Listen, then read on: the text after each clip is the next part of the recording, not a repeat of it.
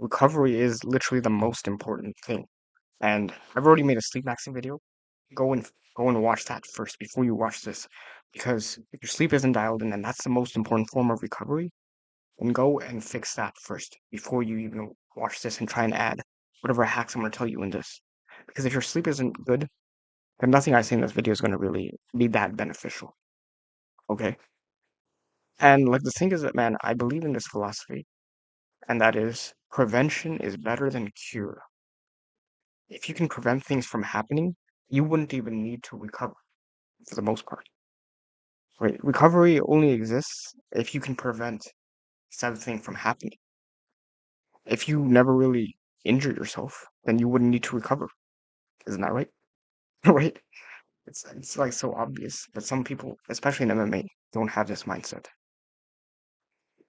Now, obviously, to an extent, you would need to recover from hard training sessions, and there's actually a quote from GSP, George St. Pierre, from a podcast, and he basically said this.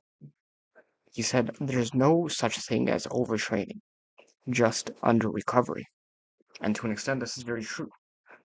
You're not tired because you trained hard. You're tired because you didn't recover properly. Like, and like I said, man, refer to my sleep maxing video for MMA. That is the best way that I've went into detail on how to sleep and why sleep is super important for MMA and life as a whole. Sleep will be your most important and most valuable way to recover from everything.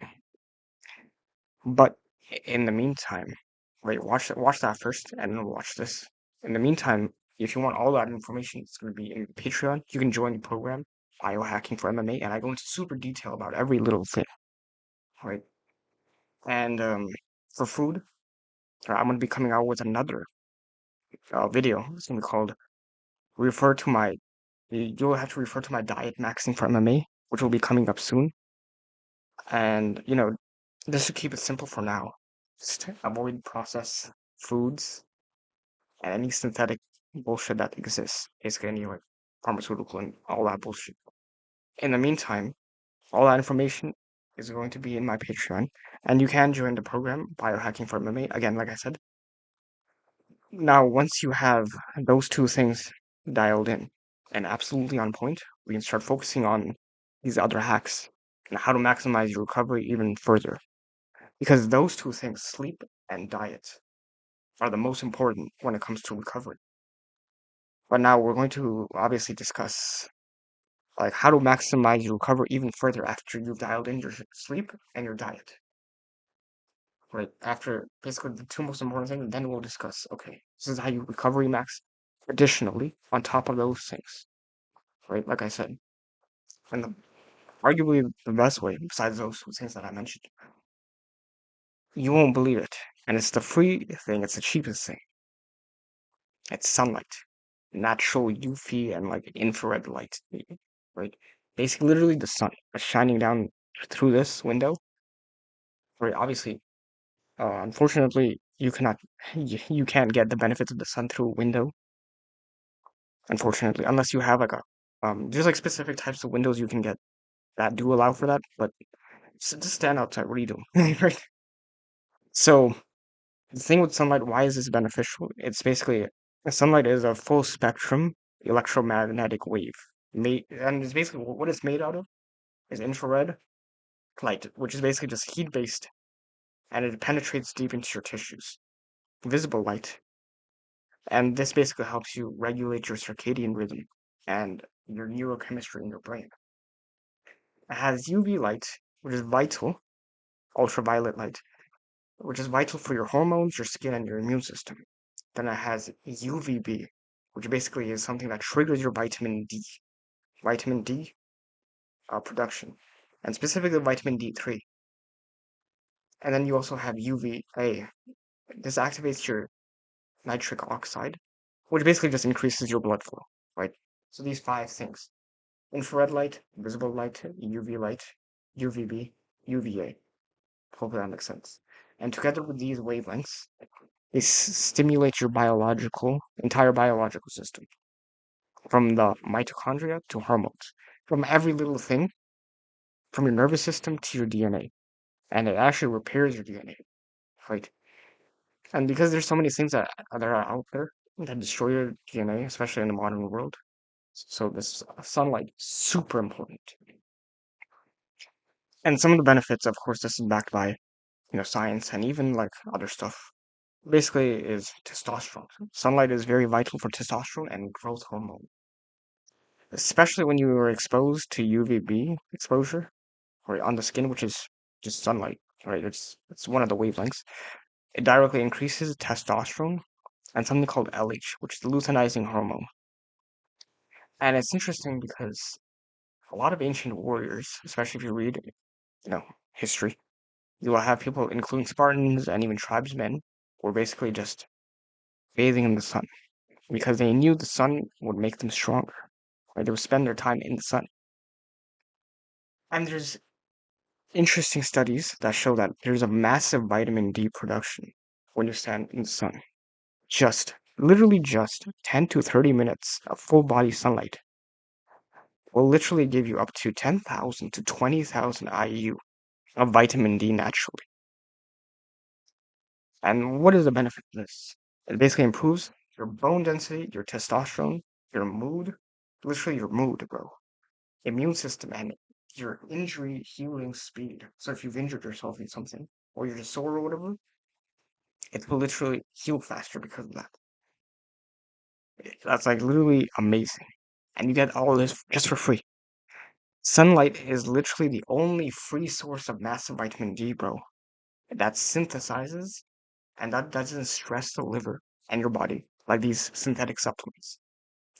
And just to add on to this point, bro, stop buying vitamin D pills. That shit does not help. Like, there's a lot of people that even if it's made out of like, organic material, whatever, it's not really actually that effective. It says 10,000 IU, but your body doesn't actually absorb the 10,000 IU. Maybe at best it absorbs like 2,000 of it or 3,000 of it. Hey, vitamin D's are like pills in general, like even vitamin pills are such a scam. And like if you think you're gonna get vitamin D3 without spending time in the sun, then you're delusional. You are absolutely delusional.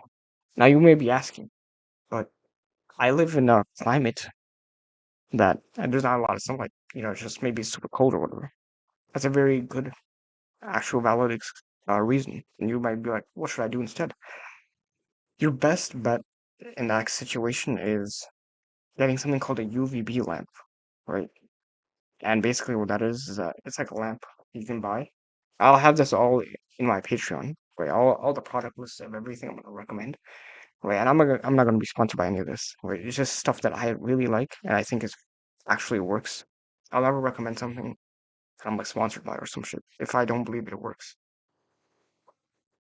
But basically, you buy this UVB lamp. It is a bit of an investment, but it's a one-time payment, and you'll never have to buy like uh, you know, vitamin D pills every day, every month or whatever. Right? It's a one-time investment, and that'll help you if you live in a very cold climate. But ideally, obviously, the best is sunlight. Obviously, the best, right? And the reason why is because, again, infrared healing is amazing for your joints, for your tendons, and your fascia. And because what's actually interesting is that sunlight actually penetrates actually deep into your skin and deep into your tissues. And it increases that blood circulation I was talking about. It reduces the inflammation. It regenerates collagen, which is actually perfect for if you have any injuries or muscle soreness. And there is modern red light therapy that does exist, but sunrise and sunset of the sun in and of itself will give you this stuff for free. Right. What's also interesting is literally spending time in the sun. You would never actually think this, but it actually helps you. It helps your melatonin reset, and it helps you actually sleep better, optimize that sleep. Morning sunlight exposure actually resets your circadian rhythm, and it ensures that your melatonin is produced correctly at night. So if you're not spending time in the sun, it can actually mess up your melatonin, and it can mess up your sleep schedule. And I've mentioned this in detail in my sleep hacking video as well. Right, it actually does enhance deep sleep and REM sleep cycles, which is critical for physical and neurological recovery. So not just, obviously your physical body, but even your brain, your neurological recovery. What's also very interesting is that the sunlight, it detoxifies, it actually helps detoxify things. And it actually purifies the blood that you have. UV light has natural antibacterial, antiviral, and antifungal effects. Very interesting, right? They'll never tell you this. But sunlight actually purifies the blood, skin, the lymphatic system, which is from deep within. So, the lymphatic system, for example, if you have a terrible lymphatic system, it can actually cause you to bloat, right? Like sunlight can actually reduce that. Very interesting. On top of that, sunlight can actually help DNA repair and something called mitochondrial optimization. And what that basically is that like these lights that the sun produces, it actually stimulates certain things like the mitochondrial enzyme, which is what actually helps boost ATP production. Great. And basically what this does is it leads to faster cell regeneration, which is vital for muscle, joint, nerve, and skin recovery. On top of that, it helps your immune system. Right. It actually boosts your immune system, right? And your sunlight. I mean, the sunlight actually boosts your immune system and strengthens it because the sunlight boosts the production of antimicrobial peptides in your body, and it activates something called T cells, which basically just enhances immune like surveillance. Because your body has like these things that like basically they're like bodyguards for your well basically yeah for your immune system. It actually boosts that production. And early morning sunlight, especially within the first like 30 to 60 minutes of sunlight, triggers like this hormonal reset, right? And this testosterone boost and muscle repair due to basically red infrared light and the spectrum that it has. So the best way to do this, right? I'm going to be discussing how you should be doing this. What you should do is basically, if you can, want to expose the bare skin, your spine, your face. Basically, you want to be shirtless, right? And wear like some kind of cotton shorts if you can. Linen is obviously the best, like I've mentioned, but you want to wear shorts, right? And this is like amazing if you have, a backyard, right? Because morning sunlight exposure. But obviously, all we want to do is stand shirtless for basically 10 to 20 minutes. More is better, so 30 minutes. But if it's your first time, just do 10 and build your way up to it. And basically, all this is going to do is going to activate your dopamine, your serotonin, your cortisol balance, which is very important because that's the stress hormone. It's going to start the melatonin cycle. Another thing that's, I guess it's controversial, but it's interesting, is that if you sun your genitals, right, it's actually a hormonal hack. And again, I'm not here to tell you to go and flash people. You got to do this in a way that's like not gonna flash people, right? What I would probably recommend is just laying down if you have a room, laying down and like opening up the window and like in a way that no one else can see you, obviously. Because again, I'm not going to tell you to go and flash yourself. Right? It's actually interesting as a lot of ancient warriors did this, and even bodybuilders use sunlight on their going. Like just literally having it on 5 to 10 minutes of morning sunlight, especially for men, like on your testicles, is actually a huge testosterone surge. And there's different studies on this. Again, you know, do this with caution, like I said, because again, I don't want you guys to go to jail for flashing people, like I said. And the most important thing that I really need to mention is do not use toxic synthetic sunscreen, bro. Right, the one that you find in the stores, do not use that shit because most of them are toxic. What they basically do is they block the UV light and it blocks the vitamin D and hormone production. Right, like these fat subhuman doctors have basically just lied to everyone saying, "Oh yeah, no, sunscreen is super important." But ironically enough, it's the sunscreen that causes cancer because when when the sunlight touches whatever is on you, because most of these sunscreens are based on petroleum, right, and other toxic ingredients. They actually cause as skin irritation. And now you don't want to spend time in the sun. But literally before the invention of sunscreen, Americans actually and the world had less cancer rates. So it's not the sun that causes skin cancer, it's the sunscreens that cause skin cancer. So now you may be asking, what should I use instead? Honestly, bro, like if you really want to use something, you can use something like cold pressed black seed oil or raw shea butter as a natural like way to protect your skin. But or you could find like a reputable source, which I'll probably have in my Patreon. Like if you really want to use a natural sunscreen, you can. But like I said, it's not necessary because again, these fat subhuman doctors have just lied to you. And another thing that'll help you is if you hydrate before and after doing, the sunlight thing that I'm talking about, spending time in the sun. So you want to add minerals like salt, like obviously a natural kind of salt, or shilajit before sunlight. And then you drink some kind of like clean water, right? Either it's reverse osmosis or structured water or spring water. That's from, again, a reputable source. I'll have all this in my Patreon. I'll have all the products on there. Again, I'm not going to be sponsored by any of them. It's just stuff that I think it's very vital. And basically, all this is going to do is just reduce that heat stress. Because sunlight will not cause cancer, right? All these fat subhuman doctors have lied to you. The only thing that might happen, worst case scenario, and this is like more so on your fault than it is the sun's fault, is like it can cause heat exhaustion, right? So basically, what that is that you don't have enough water, right? And I mean, if you didn't drink enough water, that's kind of like on you. It's not like the sun's fault, like right? That's on you. So drink enough water, okay? And of course, make sure that the water is from a reputable source, like I said. And sunrise, and what's actually very interesting, sunrise and sunset.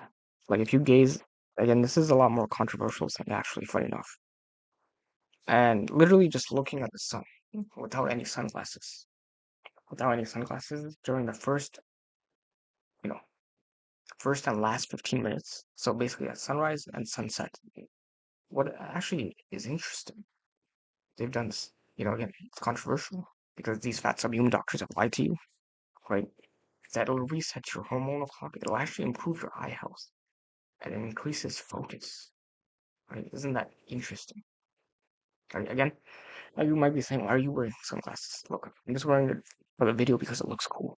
Right? Okay? That's really the only reason. Right? Now, like the sunlight thing that I've mentioned is very important. But adding that in with grounding, bro, is going to be fundamental. Combine this with grounding. And I'll discuss what the benefits of grounding in detail as well as we go on. But when you combine this with grounding, barefoot sunbathing increases electron flow and charge regulation. Basically, it's a full spectrum bioelectrical reset on your body. And if you look at ancient sources, they all always saw the sun as a source of life and healing. If you know who Hippocrates is, who's basically regarded as like one of the first like medical physicians in ancient history, he actually recommended sunbathing as medicine. It was called heliotherapy. Helio, if you know who that is in Greek mythology, the god of the sun, right? And he called it heliotherapy because he knew sunbathing as a form of medicine. It's actually very interesting when you read some of the ancient literature, and like none of them saw like sunlight as toxic. Right? Even the Egyptians, the Greeks, Indians, Native Americans, Africans, right, and other civilizations, they all spent time in the sun, right? But I really want to debunk this shit. Like their cancer rates of like sunlight, it's basically virtually zero, right? Like we have to really debunk this bullshit that these fat subhuman doctors have basically told us. Right? Like these dudes aren't even healthy themselves, and people are actually taking what they just because they were brainwashed in their PhD programs. Right? I'll tell you this, and this is again, I know it's controversial, but I don't give a fuck. modern medicine is backed by pharmaceutical corporations and is specifically tied to dermatological associations. So basically, what that is dermatology, which is like skin and all this, right? This is like the study of skin, right? But like again, it's backed by pharmaceutical corporations, and they basically aggressively promoted this idea that the sun causes skin cancer, right? Particularly melanoma. But let's ask the obvious question: if the sun is so deadly, why have we not seen this historically? Right? If you know anything about American history, for example, slavery existed, right? Did the slaves not spend all their time in the sun, right? When they were, being forced to work or picking cotton or whatever. Is there any proof that they had skin cancer? Is there any proof? Again, there is none. The ancient Egyptians spent time in the sun, and some of their bodies are actually preserved. So again, there's still no proof that they had skin cancer. Right? And there's many other people that are preserved, like their bodies are somewhat preserved. And again, you can't see any cancer that develops during this, right? And what's actually very interesting when you have these other tribal people, even in the modern era, right, where indigenous populations around the world who've literally lived all day outdoor, there's still no proof of skin cancer. Right? So how is it that like modern people that live basically in these cosmopolitan clustered cities who spend more time indoors than ever before have skyrocketing skin cancer rates? Because the sun is not the problem. It's your diet. It's that sunscreen. It's the modernist lifestyle that is actually ruining, right? That literally ruining you and causing skin cancer or any type of cancer, really. And like I've stated, man, sunscreen blocks that vitamin D and it contains these toxic chemicals, right? Which can actually damage the skin, right? This stuff can actually literally damage the skin. That's why those people have the most like messed up skin. Common sunscreen chemicals like oxybenzene, avobenzene, and octinoxate are endocrine disruptors. Right? Endocrine disruptors are basically something that mess up your hormones. Right? They're linked to hormonal cancers and reproductive damage. Like this shit is actually dangerous, bro. So the solution they say, well, like actually, the sun is the cause of cancer. So they'll sell you these toxic sunscreens, which causes more damage than anything the sun could ever do. And if we actually look into this, skin cancer is actually very profitable. Skincare industry is worth $130 billion. $130 billion. Skin cancer treatment, dermatology appointments, pharmaceuticals for side effects are all a cash machine. They're literally like it's trying to milk you for money. Its pharmaceutical systems are built on recurring customers, not cures. A healthy person under the sun isn't profitable. It isn't profitable. All right. So get this idea of sun causes skin cancer and all this bullshit that these doctors say. Right. I guarantee you it's actually the LED lights that are worse for you. Right. Actually, I mean they are actually worse for you. Right. And that's a separate point as well. What you want to do is it's actually very interesting. Like there's this book actually. It's by a guy named Jacob Lieberman. And in this book called Light, Medicine of the Future. It's actually very interesting. This guy, he talks about it in great detail in his book. And basically in his book, I'm going to kind of summarize what he says. And basically what he says is that UV light is actually good for you, despite these popular fat doctors and their opinions, right? I don't even know why people actually take these subhuman fat doctors and their opinion. It's kind of like the equivalent, like we all do MMA, right? Watching this, you probably do MMA. Imagine this. You listen to a coach that doesn't even know how to fight. Would you ever listen to a coach that doesn't know how to fight? Right. So if doctors are supposed to give us health advice, shouldn't they be fucking healthy themselves? Right? Like it's so fucking obvious. Most doctors are not healthy actually. Statistically, most doctors actually live less than the average person. Isn't that isn't that crazy? Most doctors actually live less than the average person. Like the average person lives till like into their 70s or so. and the average doctor lives until the 50s, at most the 60s. So they're actually living less, and they actually have worse health problems, and they're actually more obese than the average population. So why are we listening to these like fat cunts, right? Like, I swear these fat subhuman doctors like literally piss me off. They piss me the fuck off because they literally just they're mascots. They're mascots for these and salesmen for these pharmaceutical companies. Right? They don't give a fuck about your health. Right? They're just here to follow procedure and orders. Right? But getting back to what I was saying, and man, I hate these fat subhuman doctors, but right, in this book, right, that I was talking about, UV light actually activates vitamin D, which I've said, and this is what actually helps you absorb calcium. So let's say like you eat something that has calcium in it, or you drink something that has calcium. Let's say just raw milk, right? For example, you spending more time in the sun, getting that vitamin D actually helps you absorb that calcium better, and in turn makes your bone density stronger. Right, and UV light has actually been shown to lower blood pressure. It increases the efficiency of the heart. It helps something called the EKG, which is basically just your arteries. UV light helps cholesterol. UV light assists in weight loss. Interesting. UV light is an effective treatment for something called uh, psoriasis, right, which is actually a very common like skin condition that people have in the modern era. UV light actually helps you fight diseases. UV light boosts melatonin levels, right, which helps you sleep better, right? Like I've been saying.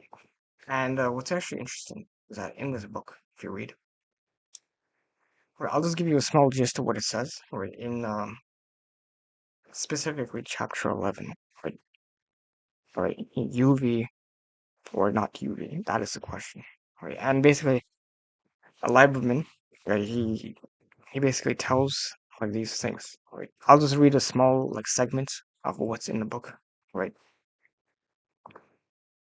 Right. It's on page, let's see. It's on page 142. Right. It's actually a very interesting book. I do recommend you get it. Right. If you really want to go down this rabbit hole of like UV light is actually not that bad for us. Again, like I said, controversial, but this is the health we're talking about. You know what I mean? This is the health we're talking about. Right. So it's actually interesting. So he lists out some of the stuff. Like I said, all the stuff. And I'll just read a small segment of it. Right. Actually, one thing that I did not mention is that UV light actually increases the level of sex hormones, right? In a study at Boston State Hospital, Dr. Abraham Ryerson found that ultraviolet light increased male hormone levels by 120%. Ultraviolet light also increases the level of female hormones. Another medical laboratory found that estrogen had a sharp peak. Right? That's actually very interesting. Very, very interesting. Hearing. And like, man, like you guys should definitely buy this book. I'm gonna be, buying this book as well. Right? I've read some of this book, but you guys should get it. Again, I said, title of the book is Light Medicine of the Future by Jacob Lieberman, I believe. Yeah, but Jacob Lieberman. Right? You guys definitely need to check it out. Right? But basically, in the book, he's just talking about like some amazing benefits. Right? And I really recommend you guys check it out. Right? Right? Because what it does, mood elevation and stress reduction. UV exposure is said to boost endorphins and generally enhance mental health and mental well-being. Right? Maybe that stereotype of like that guy that just sits in his room and like doesn't go outside and he's like always depressed. You know that stereotype, right? Guy who just sits inside, he doesn't go outside, and he's just depressed and like a loser. There's some truth to that because he's not spending time out in the sun, in sunlight. There's many better benefits that I've stated, but one of them is mental well-being, right? Helping your mental well-being. And literally, you can help a big chunk of your stress reduction and like basically help your depression just by standing in the sun. It's very interesting. It's very interesting, right? People think that if these therapists cared, they would actually have their therapy sessions outside, right? but they don't give a fuck about you. The only one person that gives a fuck about you is yourself, right? And I've stated this before. Even I cannot help you. Only you can help yourself, right? So you need to take some deeper dive research into this stuff, just like I have, right? And it's very interesting. Really recommend this book, right?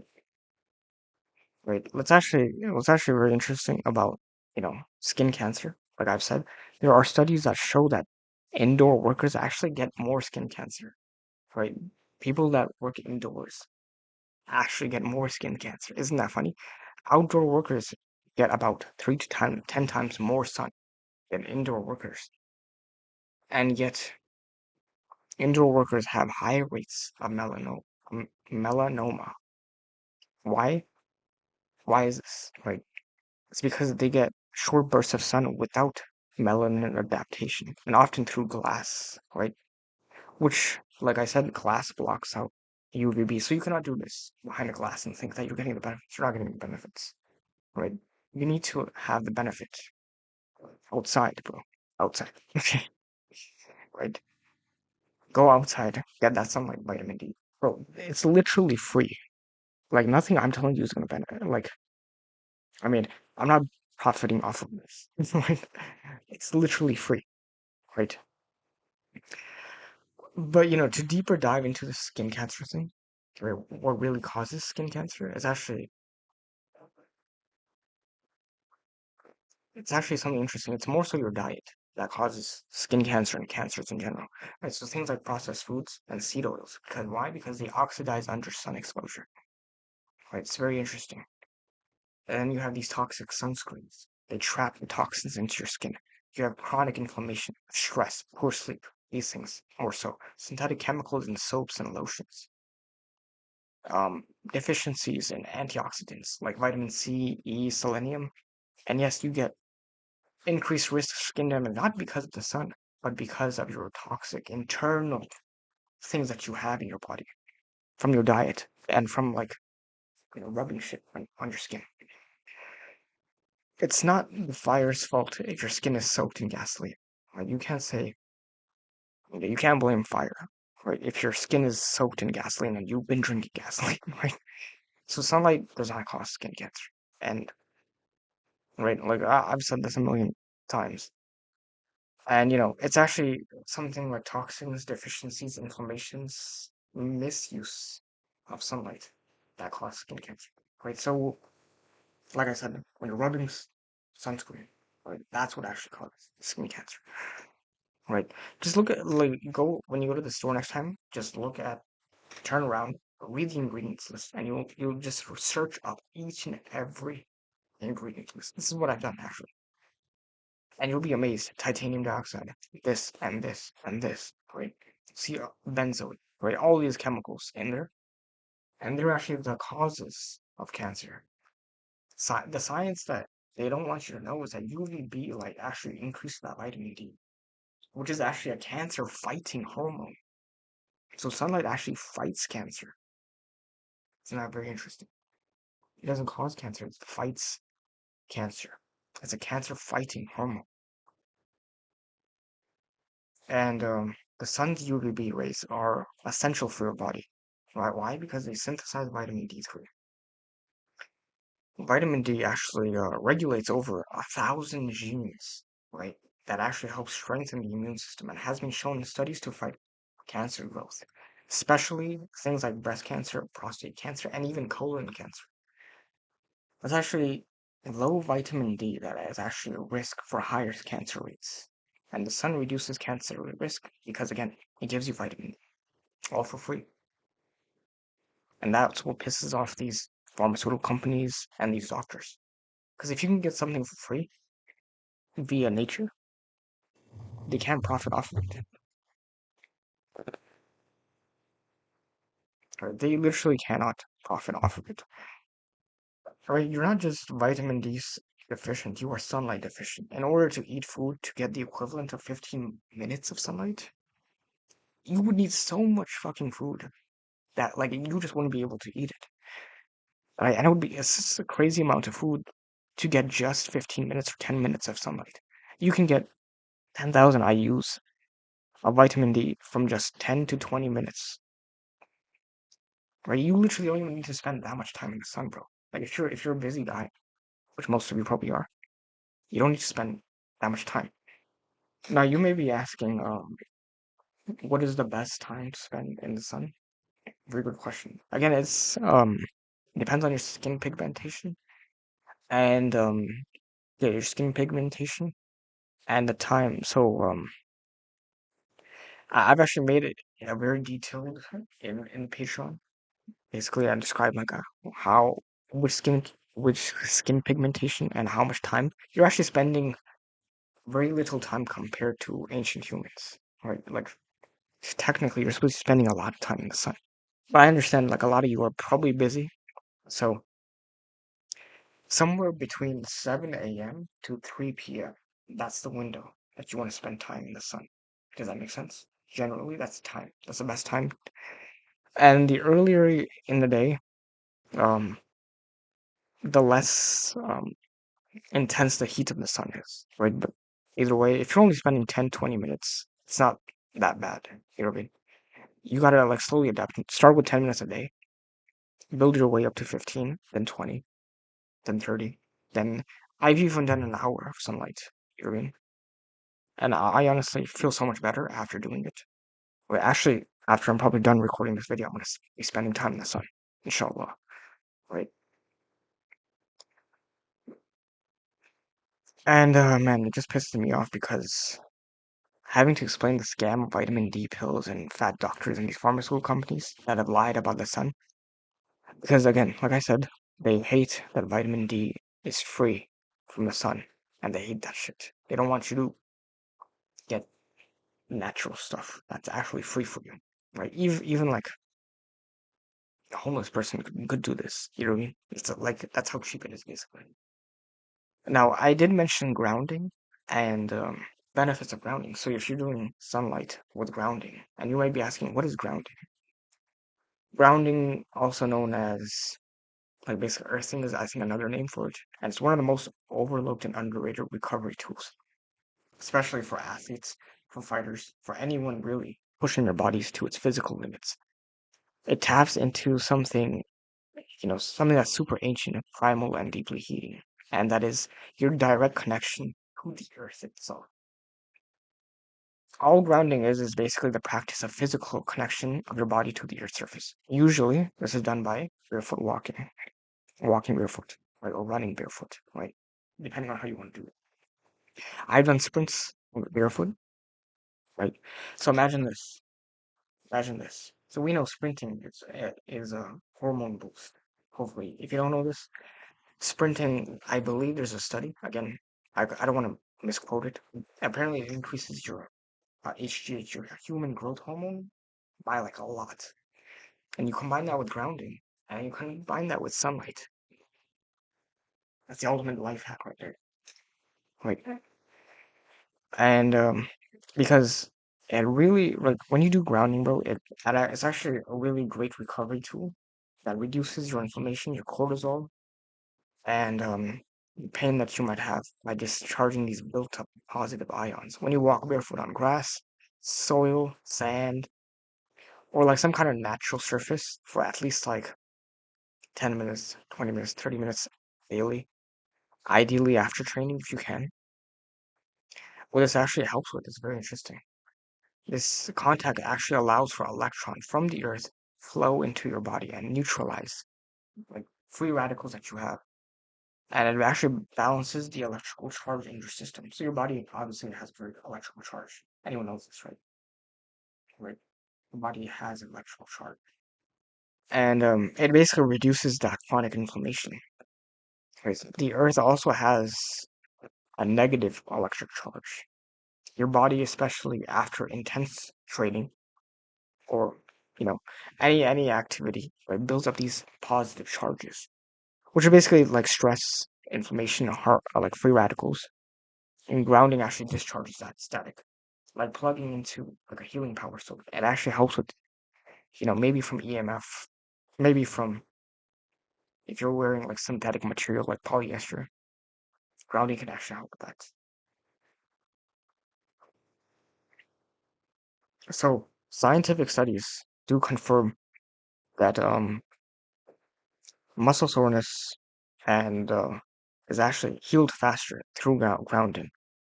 And just to list some of the benefits of grounding, what it does is that number one, nervous reset. This is a nervous system reset. So it balances the automatic nervous system that you have. It reduces stress by lowering cortisol, which is stressful. It induces something called parasympathetic state after intense training or sparring. Where basically there's sympathetic and then there's parasympathetic. So you want to be in the parasympathetic state. And that's like where you're more relaxed. Like, interestingly enough, that's what actually helps you get hunter eyes. It's actually very interesting. But when you're in a calm parasympathetic state, right? It has these anti-inflammatory effects. So grounding actually decreases inflammatory markers. It's something called CRP, which is a C-reactive protein. Right? What basically there's a study that they did that showed that after grounding you get less soreness and faster recovery after like exercise when grounded. On top of that, it improves blood flow and oxygenation. Grounding thins the blood naturally, better circulation without those synthetic blood thinners. Right? Instead of taking Advil or Tylenol, which are these synthetic blood thinners and bad for you, grounding actually does that naturally in a better, more efficient manner. And that's actually better for you.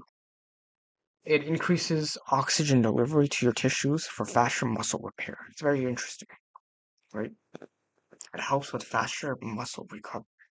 So studies have actually shown that something called DOMS, it actually reduces that delayed onset muscle soreness, speeds up healing of the soft tissues, the tendons, and the joints. Athletes who grounded post training reported faster bounce back time, right? So they were able to heal faster, right? Almost like Wolverine. Yeah. And then another thing grounding also helps with very interesting is that sleep. So deep sleep and hormonal reset. And I think I mentioned this in the sleep maxing video, how grounding can actually help with that, right? Grounding actually improves your melatonin production and your sleep quality. A grounded body sleeps deeper and longer. It helps regulate your testosterone, your growth hormone cycles, right? It also helps pain reduction. Documented, and it's actually documented super a lot, that it actually reduces chronic back pain, joint, and tendon pain. And you'll often notice this within just 20 to 30 minutes doing this every day.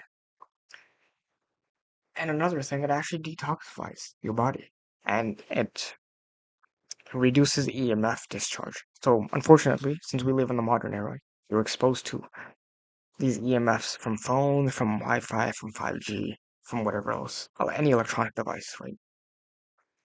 Grounding actually literally pulls this like electric junk out of your body, right? And it actually disperses it.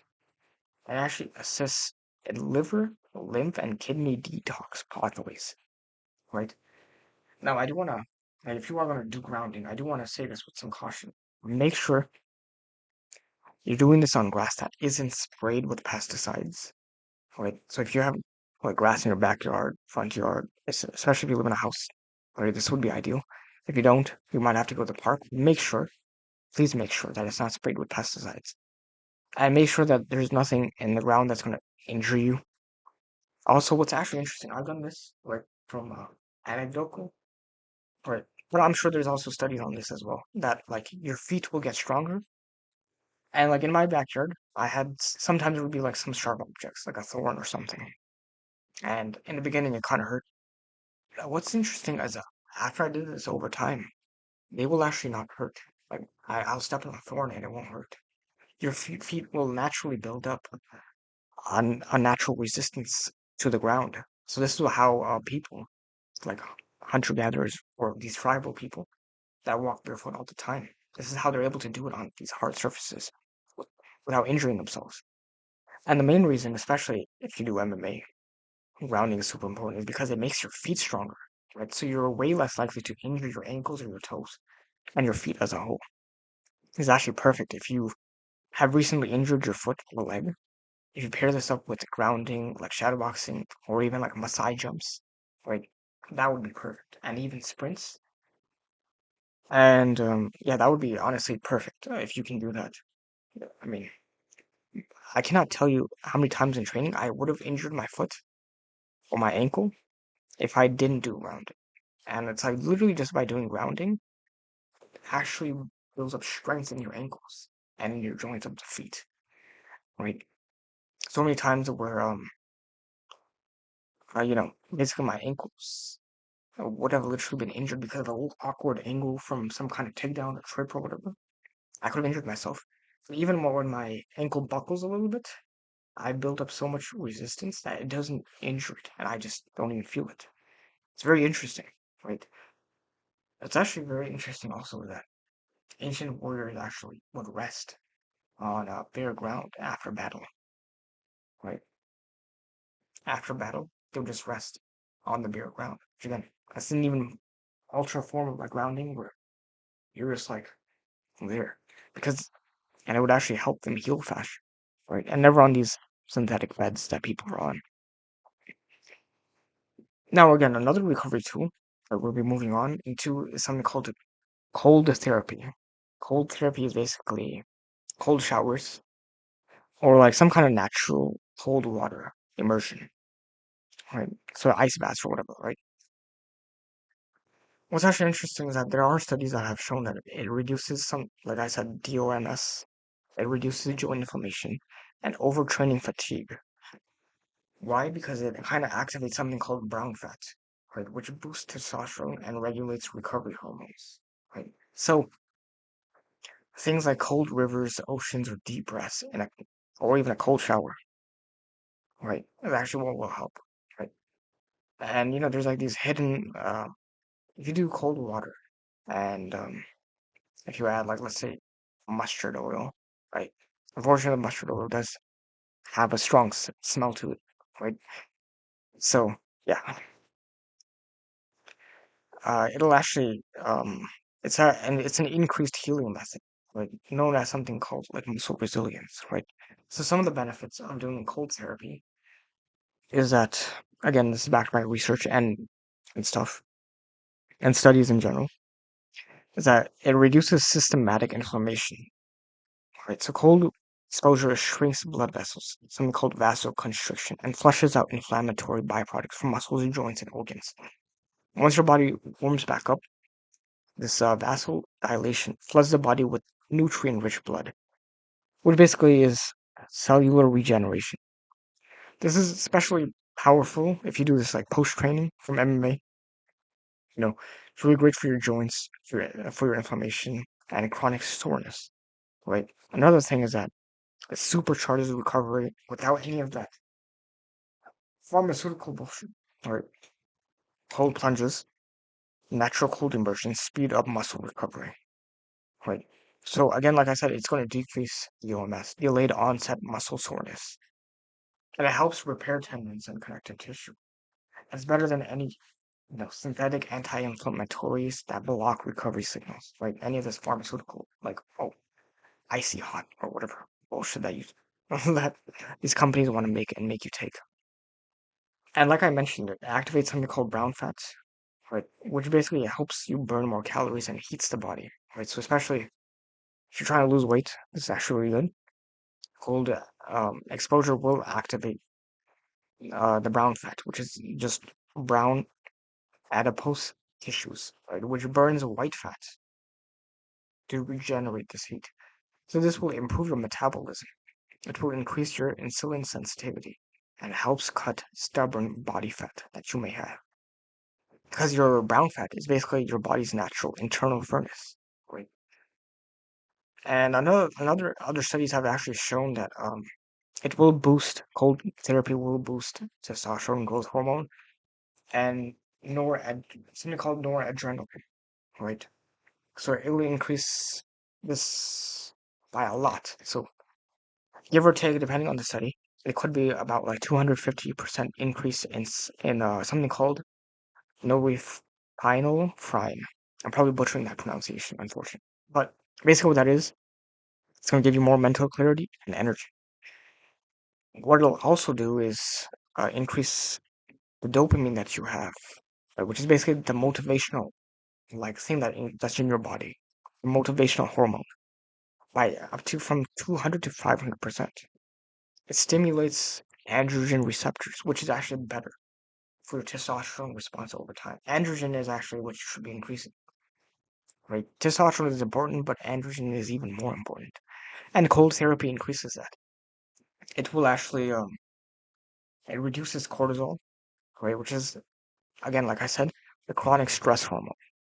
And this hormonal cocktail, if you will, will basically give you a better mindset, right? It'll give you more laser focused, right? Because now you have, better dopamine and faster gains, right? Very interesting.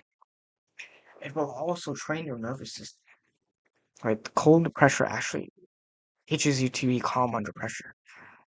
You learn to breathe slowly, control panic, and regulate your nervous system, which is actually obviously a direct tool for mental fortitude in MMA. Because MMA, again, especially if you're competing, it's a very stressful thing. It'll teach you how to control your breath under stress and handling that adversity with a lot of grace.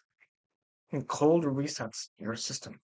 You don't just survive the cold, you basically become unshakable, right? And again, what's actually interesting, I think I mentioned this in the sleep maxing video as well, that cold therapy will increase and improve your sleep and your circadian rhythm, right? So cold showers, like in the evening, or natural cold dips during the day, drop your core temperature. So it helps you enter this deep, slow wave sleep at night. It'll also reset your circadian rhythm because it syncs your body to its more primal cues, right? So again, you want to sleep faster, cold therapy can help with that, right? Interestingly enough, right? Cold therapy can potentially help with your cardio too. It increases oxygen efficiency. So cold exposure trains your body to use less oxygen and be more efficient. So it's like the key to cardio, VO2 max, and obviously like your endurance in fighting. When you combine this with nasal breathing and even breath holds, so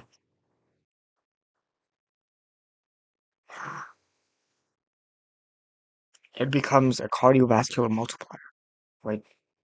And basically, what you want to do, especially if you're a beginner, start off with like warm water or like regular temperature water, and then switch to 30 to 90 seconds in the start, right, of just cold water and just taking a shower in cold water.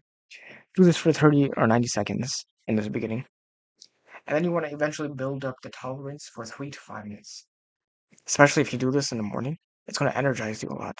And if you do this, like let's say in the evenings after training, it's going to reduce the inflammation, right? And if you have the chance to, right, I know it might be difficult for some people, but if you have the chance to, you can go into natural cold water, into whether it's in the lakes, rivers, oceans, streams. Obviously, do this, you know, use your brain, have some caution, right? Make sure the water is clean and everything. If you do this for like 5 to 15 minutes, 10 minutes, depending on the temperature of the water, it's to be very beneficial for you, right? And make sure you're always breathing through your nose. Stay calm. Focus on your breath. Focus on your mind. You can also do ice baths, like I said. So you fill up your tub with ice and water, and you do this for like in the beginning for 5 to 10 minutes maximum, right? And yeah, I mean, use recovery. This will actually help to recover your inflammation reset. And of course, mental discipline. If you've ever seen, I think Tony Ferguson, I'm sure there's other people as well that have done like these ice baths, right? Definitely helps with muscle recovery. What's also very interesting is just your face, right? Cold face dunks will actually give you a vagus nerve reset, right? So if you take a bowl of like let's say ice water, and you probably see like Ashton Hall, I think his name is, doing this, right, where he wakes up, right, just dips his face in water, right, just dunking your face and holding your breath for like 10, 20, 30 seconds, depending, again, if you're a beginner, start slow. It resets your vagus nerve, which basically helps you calm your anxiety and regulates HRV. HRV is heart rate variability, right? And you know, in my Patreon, I'm gonna be listing what's probably the most ideal and the best. So obviously, best is, and again, you might not be able to do this too often, but it is good maybe once in a week if you can. Going into some natural cold river or lake or somewhere that a cold body of water. Like if you can't do that, ice baths are good. Cold showers are good. Cold face dunks are good. And the least you can do is like cold air. So that's basically just, you know, being shirtless, in cold temperature, right? But again, some tips that I would recommend is start gradual with this, especially with immersion. Never cold plunge after intense strength training if the goal is muscle growth. Wait at least like 4 to 6 hours, give or take. And breathe calmly. Don't just become anxious. Don't try to fight the cold. Accept it. If that makes sense. Listen to your body, and you know what I mean. Listen to your body. Right. Start off slow. You don't have to go intense. Maybe cold face dunks is starting off with that. Starting off with that is good. You know. And another form of recovery tool is something called breath work. Again, I'm gonna have this more detailed probably in the future. Right. I'm gonna be probably coming out. Um, basically, I'm gonna be coming out with a video called Breath Maxing for MMA.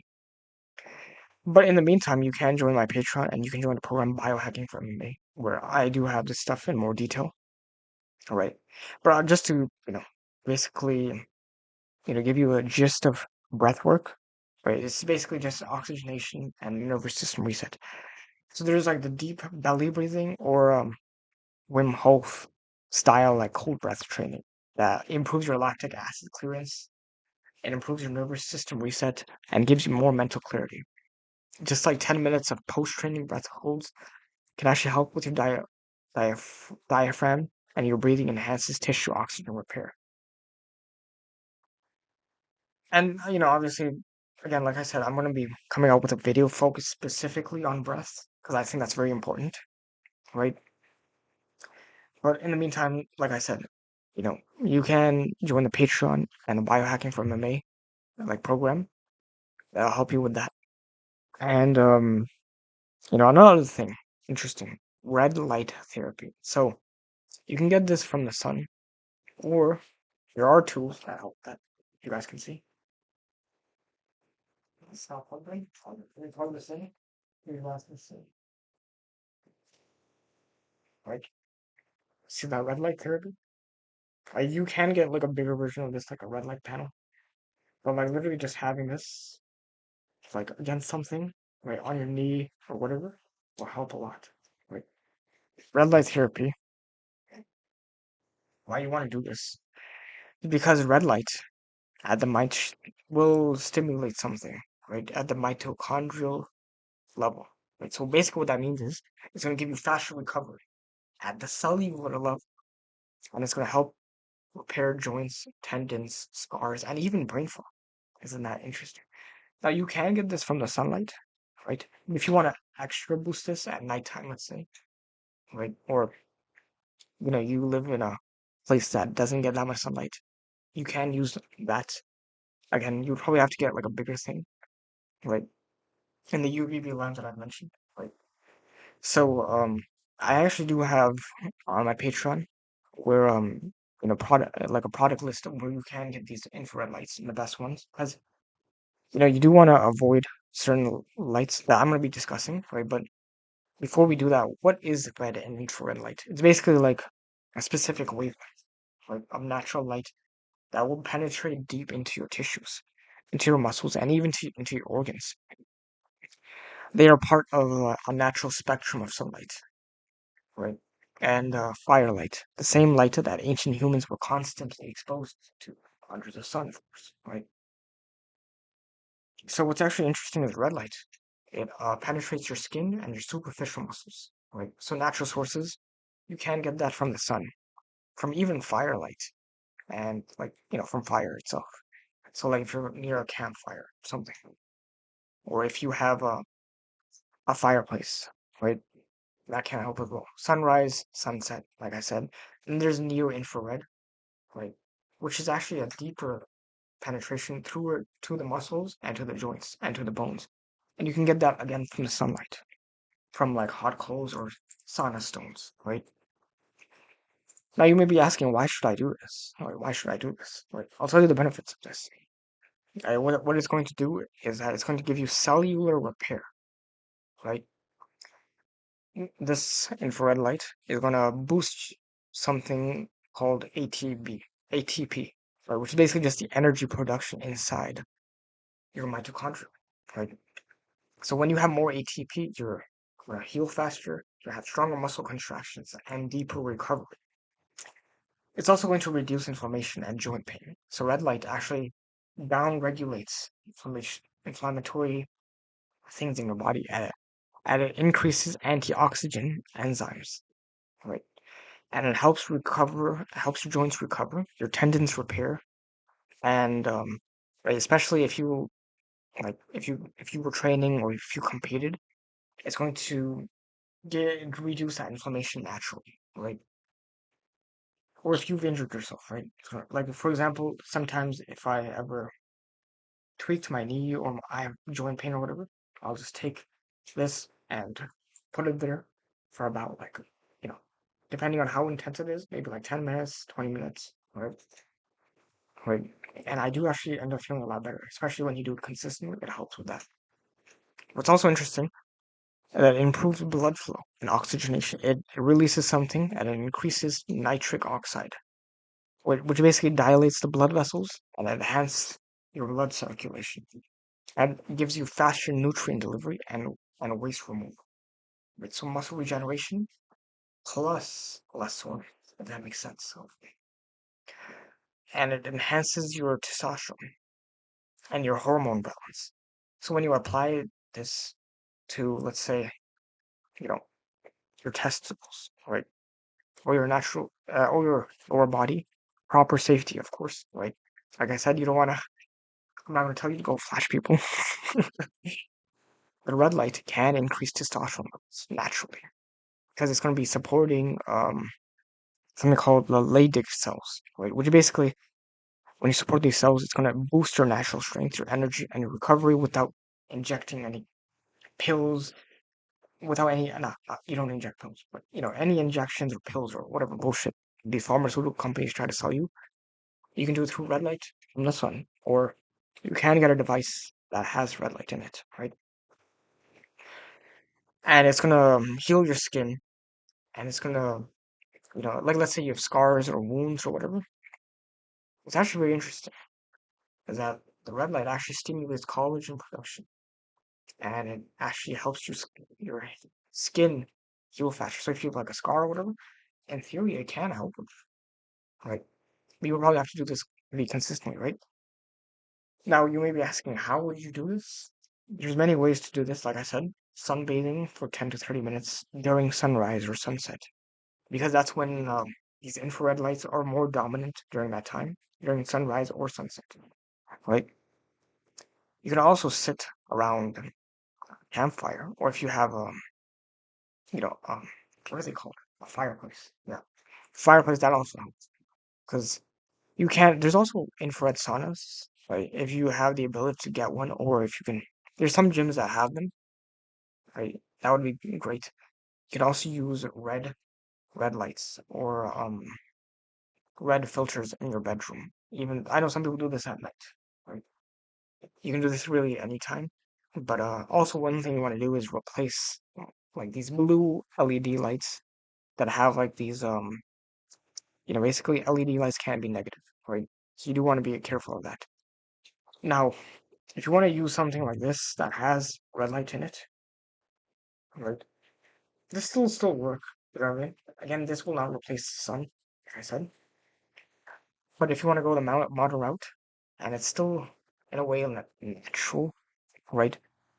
In a way, you want to make sure you get the right kind of stuff. So there are infrared heating lamps.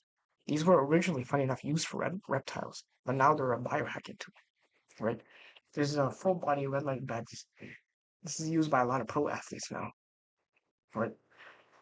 So what's actually very interesting is that there are studies that show that this does enhance muscle recovery. It shows improved muscle recovery and reduces oxidative stress in your body, right?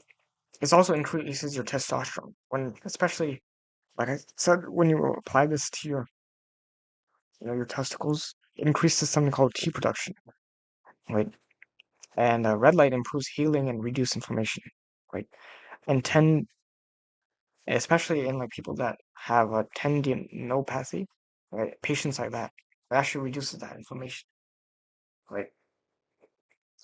What's interesting is that you can pair this up with many different things, right? So red light, like let's say you did red light and cold therapy, what you'll get is cellular repair and inflammation control. If you do red light with grounding, like sunlight, right, or that, it'll give you an EMF shield and it'll increase blood flow boost. Red light and breath work. It'll put you in a more parasympathetic recovery and it'll increase your mitochondrial repair, aka like it'll repair your body. Red light, and let's say you do magnesium oil, and it enhances absorption through skin post session. Right, so your skin's gonna become better, basically. Now you may be asking, how should I do this? Like I've said, there's many ways to do this, right? But before you do any of that, what's actually very, very important, right? You want to use red light that is flicker free and it has low EMF. Right? Unfortunately, many red light gadgets that are sold online cause more harm because they basically have high amounts of EMF and they leak blue light. So you want to make sure that if you are going to get red light like device, make sure it's not a fake LED red light either. You want it to be incandescent red light. And again, I actually do have this on my Patreon where you can get this stuff. And because there's a lot of red light and it's like fake red light because it's LED and LEDs are like really bad for you.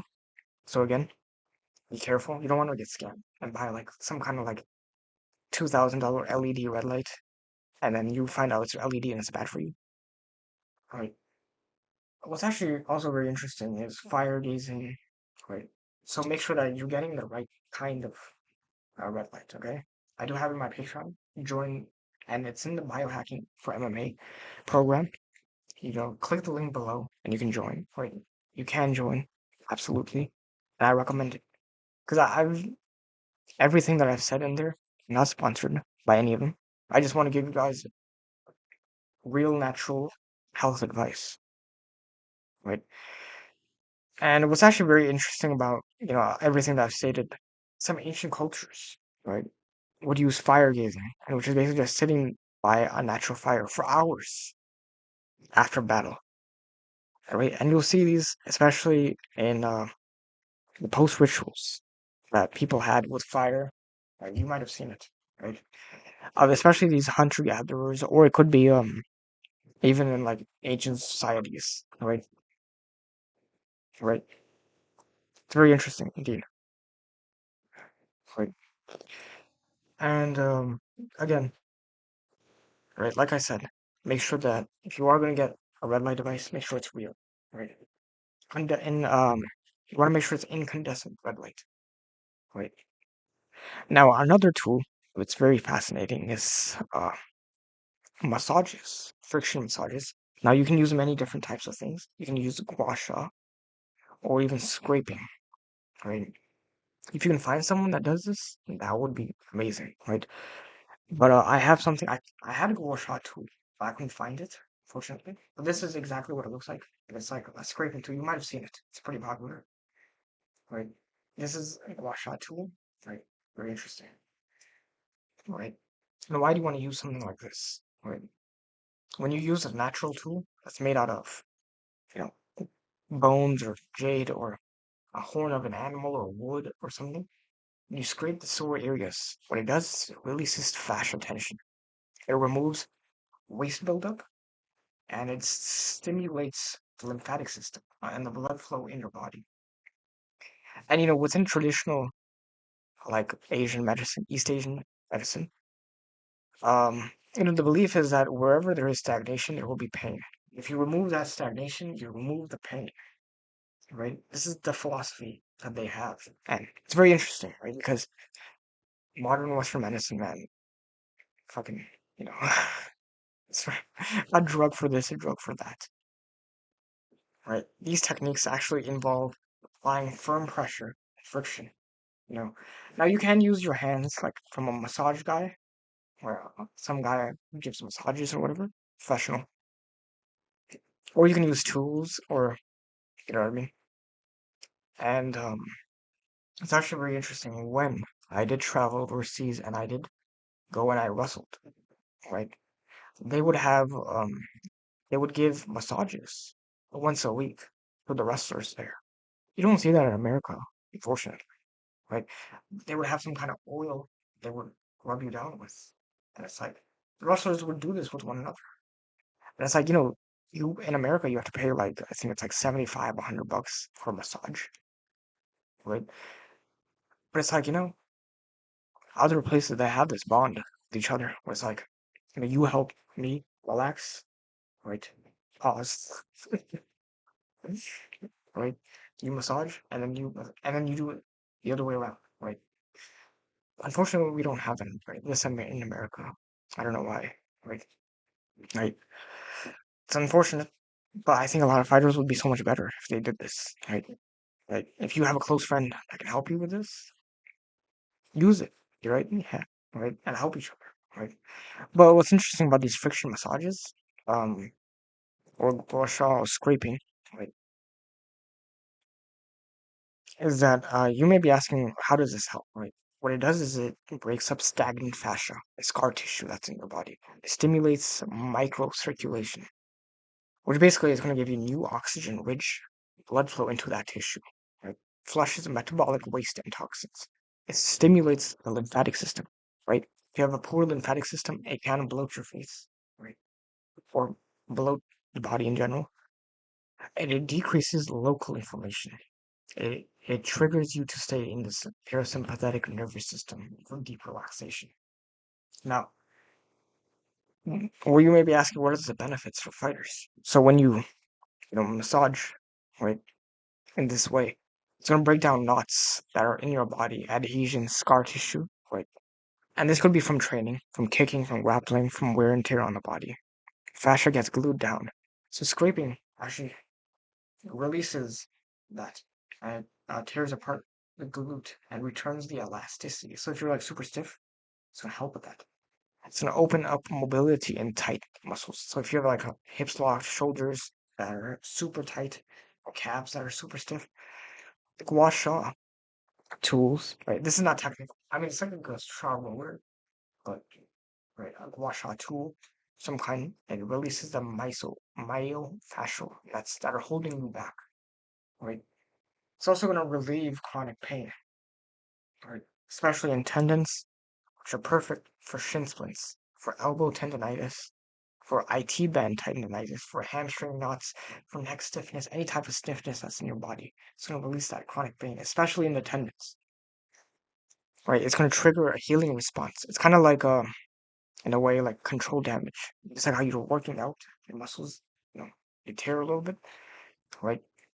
It's a natural inflammation trigger. You spark your body. Oh yeah, now it's time to clean up the body, right?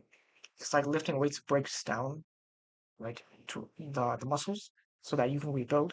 Scraping does the same exact thing, but for your soft tissues, right? It helps detox muscle and fascia, especially when you combine it, of course, when you hydrate yourself from sweating, from lymph flow. So it could be from movement or dry brushing, sweating, all that, right?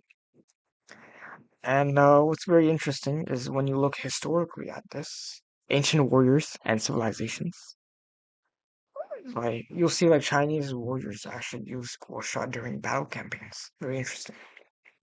Greek and Romans athletes use something called strigils, right? Even pancrationists use this actually, right? And it's like a metal scraping type of tool, post training, post war, right? You'll see even African tribes using friction tools and scraping with like bones and wooden tools. Native Americans in America actually used bone combs or stones for muscle healing. It's very interesting. Every civilization had its version.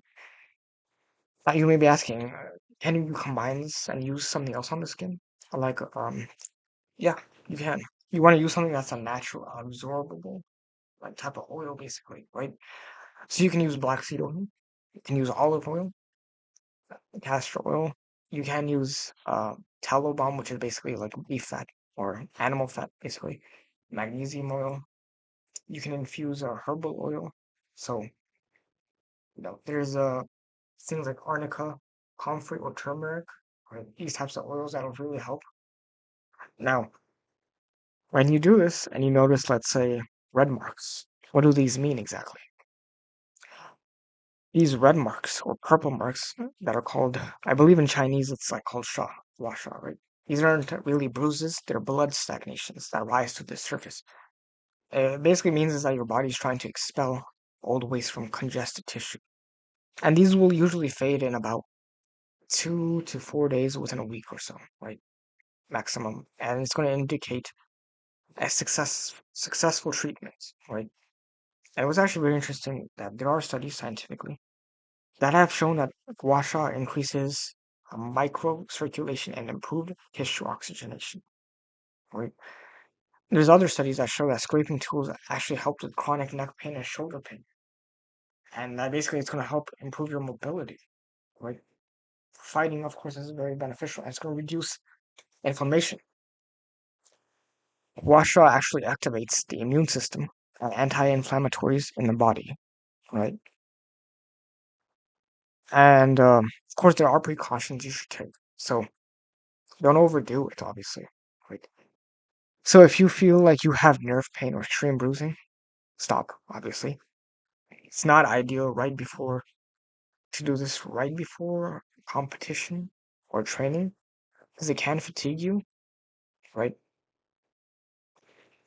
In theory, I guess you can do it like the day before or something. Don't do it like the day of. That makes sense. Unless you have like super tightness or something. There again, there are you know exceptions to the rule, but in general, you don't want to do this right before, right? Make sure you're drinking water and resting after a training session. And of course, avoid any synthetic creams or oils, like because these are gonna lock out the skin respiration. It's gonna give you more inflammation, unfortunately. So you can do this like about 10 to 15 minutes, 2 to 3 times a week if you want, if you're able to. Especially if you have super tight areas or sore areas like the shoulder or whatever. You can do this after training. It is optional, right? For flushing muscle tightness. You can do this before sleep. It's gonna give you a nervous system reset. If you combine this with sauna, which actually would be interesting, it'll give you a deep detox, and sweat and scraping will give you a leech recovery. Right? And what's actually very very interesting is that in many cultures around the world, like the Mongols, Chinese soldiers, and even like the Indians, the Arabs cultures using horn scraping and oils to heal combat bruises rapidly after battle, right? So stuff like this can definitely help, right? It's not that expensive to get stuff like this, right? I would have shown you Gua Sha tool. I unfortunately couldn't find it, but it kind of looks like a scraping tool, right? If you just type in Gua Sha, GUASHA, we have this in Patreon where you can buy like a legit one, right? Right? We can buy stuff like this as well, right? And other things like scraping tools or whatnot. So alright. So join the Patreon, alright. Also a program BioHacking for MMA, right? Join that, right? It's gonna have everything in there in great detail. You can also use natural oils for muscle repair. So you can, right? So there's many different natural oil you can use, right? And I'm gonna be going into a little bit more detail about natural oils, right? Because natural oils, especially when you do this with a massage or whatever, were used for centuries by warriors, by athletes, by people who even did labor, right? to heal, restore, and strengthen the body. Unlike these modern synthetic pharmaceutical creams, these will actually penetrate deep into your muscle fibers and actually help you and stimulate blood flow, reduce inflammation naturally, and nourish the skin and fascia, all while avoiding any of those weird chemical side effects. Actually, funny enough, right, this is a very famous example that I remember. It is actually recorded historically when Hannibal Barca, right, one of the most greatest generals out there, with his Carthaginian army crossed the Alps and fought armies in cold winter. They actually used oil to keep themselves warm and ready for battle. And historians actually have attributed this to being the reason Hannibal Barca survived his grueling march up the Alps and beating the Romans on home turf in the winter times. Right, it's very interesting because if you know anything about the Alps, it's cold, blistering these mountainous regions, and he crossed that shit with elephants. And he used oils to help keep themselves warm. Right now, the most popular type of oil, again, it's debated what kind of oil he's used, but since he was a Mediterranean and in that culture, olive oil was pretty popular. More than likely, he probably used that, right? Right. And because olive oil or oils in general, but it can help you stay warm. So if you're super cold, you live in a cold climate, oiling yourself can help with that, right? Now, what do you want to do? You want to avoid using synthetic methyl creams, right? Don't use any of this synthetic bullshit, bro. Petroleum-based muscle rubs like Icy Hot and whatnot, bullshit. Lab-made topical painkillers, because these contain endocrine disruptors, and it's going to make your body worse over time. And that's how these pharmaceutical companies profit off of you. So don't listen to these fat subhuman doctors, right? Experiment is like the best way to know what kind of oil is going to be really good for you. But if you apply these post training, what kind of oil should you use? You can use mustard oil. The only thing is it has a strong smell, right? That's the thing, right? So, but the benefits of mustard oil is that it's going to increase the blood flow and it clears toxins from your body.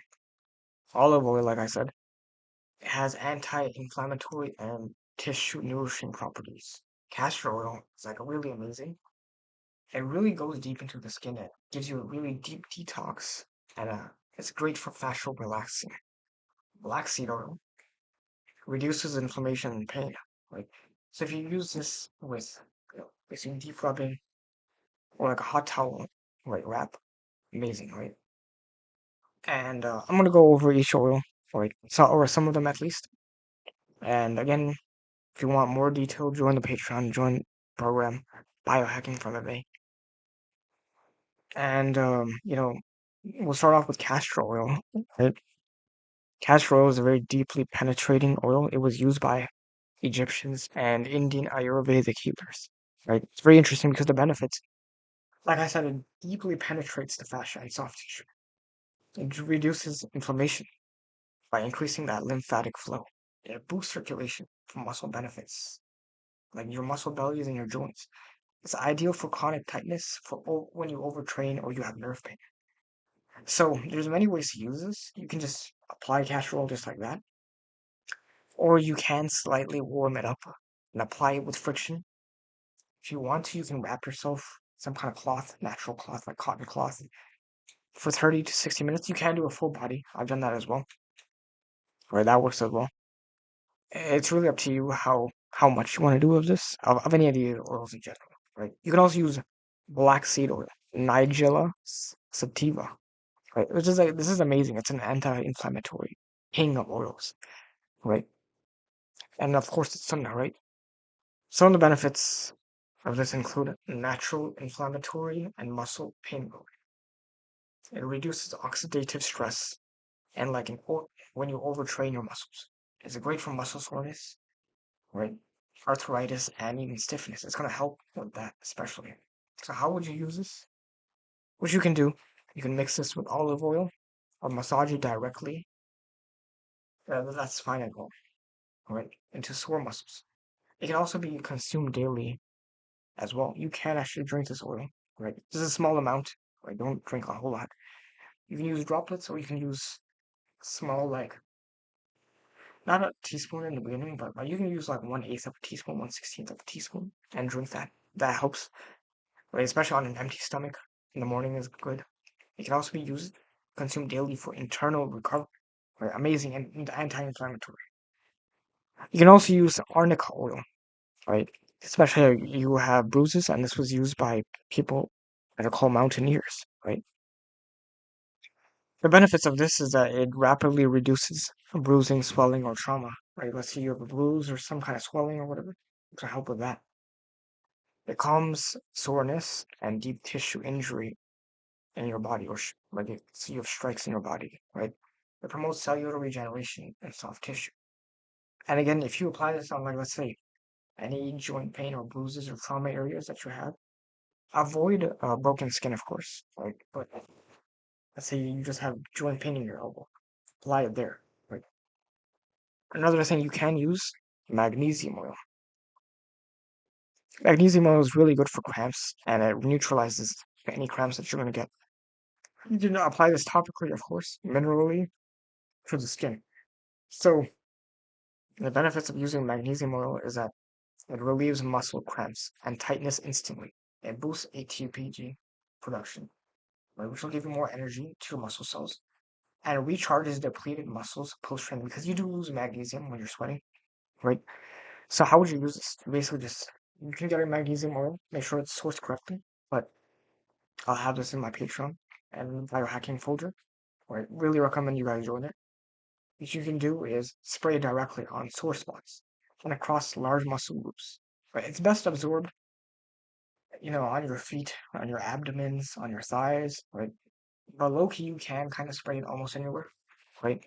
You can also use moringa oil, and this is a protein restorer. Where Africans have used this, Indians have used this for healing their skin, right? And in general, just healing in general, right? Because what's interesting, the benefits is that it contains 36 natural anti-inflammatories that are amazing for the body. It's high in protein, building amino acids and antioxidants. It's great for healing micro tears in muscles, so you're gonna heal faster, right? Especially after an intense workout or training session. You can apply this topically on recovery days, and you can combine this with other oils like black seed oil, right, or olive oil, or whatever.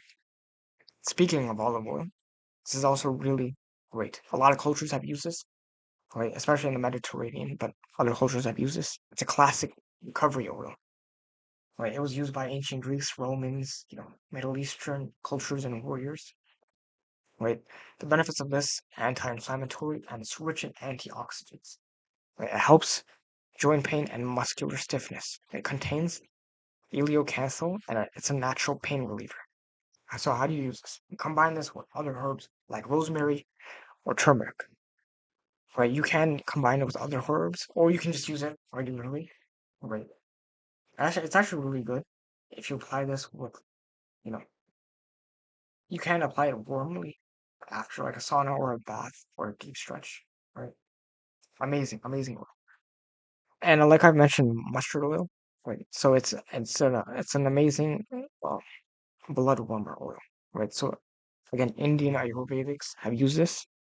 And it enhances blood flow and heat. And the benefits of this is that it stimulates blood circulation, of vasodilation specifically. It reduces post-training soreness, especially if you live in cold weather. Right, this is amazing for that. And how would you use this? You massage this in circular motion over major muscles and warm it gently if you want before applying. But mustard oil naturally is kind of warm, but you can warm it up if you want. Right. Another oil, coconut oil. Right. I use this a lot actually, and it's an antibacterial muscle soother. So, like again, topically, it was used by Pacific Islanders and Indians and Indian wrestlers. Right, they use this as well. And the benefits of coconut oil has anti-inflammatory and pain relief. Has antibacterial and antifungal. It's great for your skin and sweat recovery. And it's best used with. You can use this with other essential oils that you can add into it. Right, especially post bath. Now, again, I'll just mention some other oils that you can use. There's many oils, so many oils out there in the world. Right? Natural oils. There's essential oils and there's carrier oils. Like so, essential oils can be like things like peppermint oil, which is good for cooling, pain relief, nervous reset.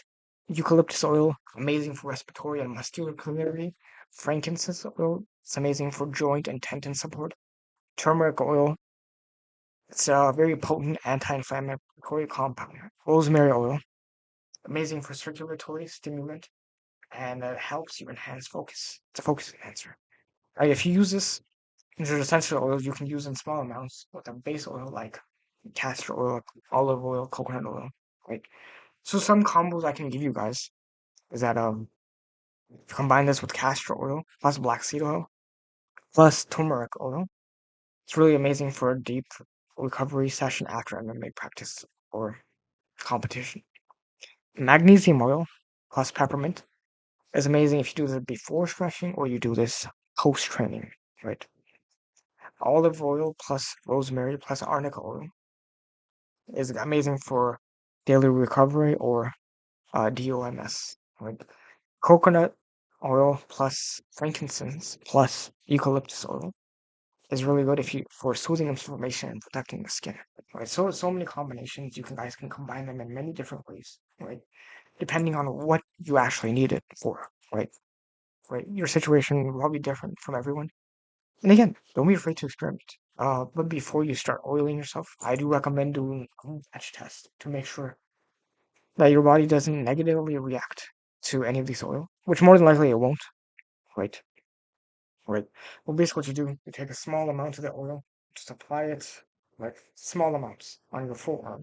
See if you have any reactions to it, or maybe your body can react to it if you have a poor diet and you have other poor habits, right? Right. So again, that is also something to keep in mind, right? But yeah, another thing that you guys should be utilizing, especially if you're doing MMA, is really consider your flexibility and your mobility, right? Especially if you have like tight muscles and tight hip flexors, or and this is something even I had to learn, and I'm still learning, right? And that is weighted stretching slash like loaded mobility. So basically, what you want to do is you want to obviously do stretching, but not just stretching. You want to do that stretching with some weight or some resistance, right? So that could be resistant bands or stuff, or like, a weighted type of stretch as well, right? Because flexibility without that strength is very unstable, and strength without mobility is actually very dangerous for your joints. But when you combine both of those together, you become unstoppable, right? And the reason you want to do this, obviously, it promotes your joint health and your joint nutrition, your ligament recovery, and your fascia realignment. And you don't have to go super heavy, like I said. You can start off with very light weights and go deeper into the stretches. Like for example, like if you're holding like kettlebell, like squash, kettlebell like stretch during a couch slot stretch. I mean, and then you can also do weighted stretching, also called loaded mobility. Right, is which is basically just a practice of stretching your muscles under like light to very like a decent load, basically, weight, and holding that position for a good amount of time. And basically, what this does is not only does this lengthen, of course, by stretching it, but it strengthens that muscle at the same time. So, passive stretching, again, can be beneficial, but especially if you're super tight and you have super weak muscles, right? Let's say you're stretching your shoulder or your hips, right? Then static stretching, unfortunately, might actually cause more problems than solve, right? Which is why you want to do weighted stretching or loaded mobility, right? So rather than passively sitting into a stretch, you want to add some resistance, which forces your nervous system and your muscle fibers to adapt to that lengthened position with some strength and some control. And it basically combines, and it's like the bridge between flexibility and strength. And it's going to make you way better, and it's going to prevent injuries and give you way better functional mobility, right? And honestly, if your goal is to do MMA, you should be able to do the splits. Like, there's no doubt about it. If it was up to me, man, I would never have anyone fight if they couldn't do the splits. That's my personal view. If they couldn't do the splits, in my view, that they don't deserve to fight. And actually, even though I think the belt system is a scam and everything, right? However, I think under Eddie Bravo's 10th Planet system, right, which is actually I did train in 10th Planet as well. Um, and my coach is actually ranked under them, right? Even though, like I said, belt system is a scam and everything. However, I do give props to Eddie Bravo, only giving black belts to people that can do the splits. I think that's a very good standard to have because you should be able to do things that the average person just can't do. Like if you're truly a martial artist and you're trying to achieve highest of levels, you should be able to do things that no one else can do. Like like seriously, like I don't know how if you're like some elite fighter or you claim to be, you should be able to do like the splits. In my honest opinion, my one of my coaches that I train with, he can do the splits, and I'm trying to get there myself. You know what I mean? So this is a reminder for myself as much as it is for you. You should be able to do the splits, no question about it. Fortunately for me, because I'm not. I asked my coach actually. Funny enough, did he ever have to do any of these loaded stretches? He didn't have to, probably because he started off younger and he's kept that flexibility for the most part. And yeah, but unfortunately, I didn't keep up with my stretching when I was younger, and now I'm kind of paying the price, and I have to do the loaded stretching, right? But you should still do the loaded stretch even if you are flexible, right? Why? Because you ever want to build the strength in these extreme ranges of motion. You can be flexible, but you could be weak, right? You don't want to just get flexible. You want to gain that usability of flexibility under pressure. Because in MMA, where someone's like super hard trying to pass your guard, or you might, let's say you throw a kick, you don't want to pull a muscle or something, right? You want your kicks to become faster and more stable. You want your submission game, right, to become a lot easier. And you want to be able to escape these positions a lot easier. Where your takedown defense actually will become stronger at these wider stances as well, right? And you'll also be able to unlock joints that normal stretching just doesn't help. Weighted stretching teaches your nervous system actually to relax. It's protective tension at the end range, right? Which is very important. And you're going to be able to unlock these areas that static stretching just can't, right? Like, for example, your hips, which tend to be the most tight. Because if you're sitting all day, which a lot of you probably are, whether you're driving or maybe you have an office job and you're just sitting, or even at home, you're just sitting, especially on a chair. A chair is probably the worst, like, which is kind of ironic because I'm filming this. I'm only usually filming sitting like this when I'm filming. Otherwise, the best way to sit actually is on the ground. You might have seen like those traditional people who they sit on the ground. Sometimes they even eat. There's actually a benefit to that. You actually become more flexible because of that. And some people have actually claimed that like when they lay down on the ground, that they've actually become more flexible. It's like the weirdest thing. Them sleeping on the ground without like a bed or a mattress or anything. Them just sleeping on the ground actually gets rid of that stiffness. Now again, that's something you can experiment with, right? And I've done that a little bit here and there. I have yet to anecdotally say that it's helped me because I probably haven't done it long enough. But again, this is something you can use, right? And you want to be able to unlock these areas, like for example, your hips, which is where most people are super stiff. Your hamstrings, again, a lot of people are stiff there. Your adductors, right, and your abductors, and of course your ankles and your shoulders. Right, these tend to be the most stiffest parts of the human body for most people on average. But another thing that you do want to do, especially, is enhance that tendon and ligament like health. Right, and holding these lightweight, uh, these positions at these with the lightweight at a stretch position actually encourages and it remodels and strengthens the connective tissues, especially the tendons. And this basically makes your joints resilient under that impact, strain, and like grappling pressure, or striking even pressure. And obviously, you want to reverse that tightness from overtraining, or like sitting, like I said, because again, if you're constantly using something, it can be problematic, right? Especially if you're not recovering properly. So this is one way to really recover, and that's why it's recover maxing because Again, a lot of people aren't going to think of like a weighted stretch as a recovery. No, it is recovery, bro. It is recovery just as much as anything else I've mentioned here. And if you're sitting for hours, which many of you definitely are, or you're doing like, say, like an exercise like squats or deadlifts or any other exercise, or if you're just training a lot in the MMA gym or whatever, your muscles do get short and dense. And weighted stretching basically is going to reverse that by storing that full range with stretch. Oh, I mean with strength. And on top of that, most of you are definitely not doing this. What will be very interesting is that you'll be surprised. You'll actually boost muscle growth in these hard to target areas, right? Because for the most part, most of you are not hitting them, right?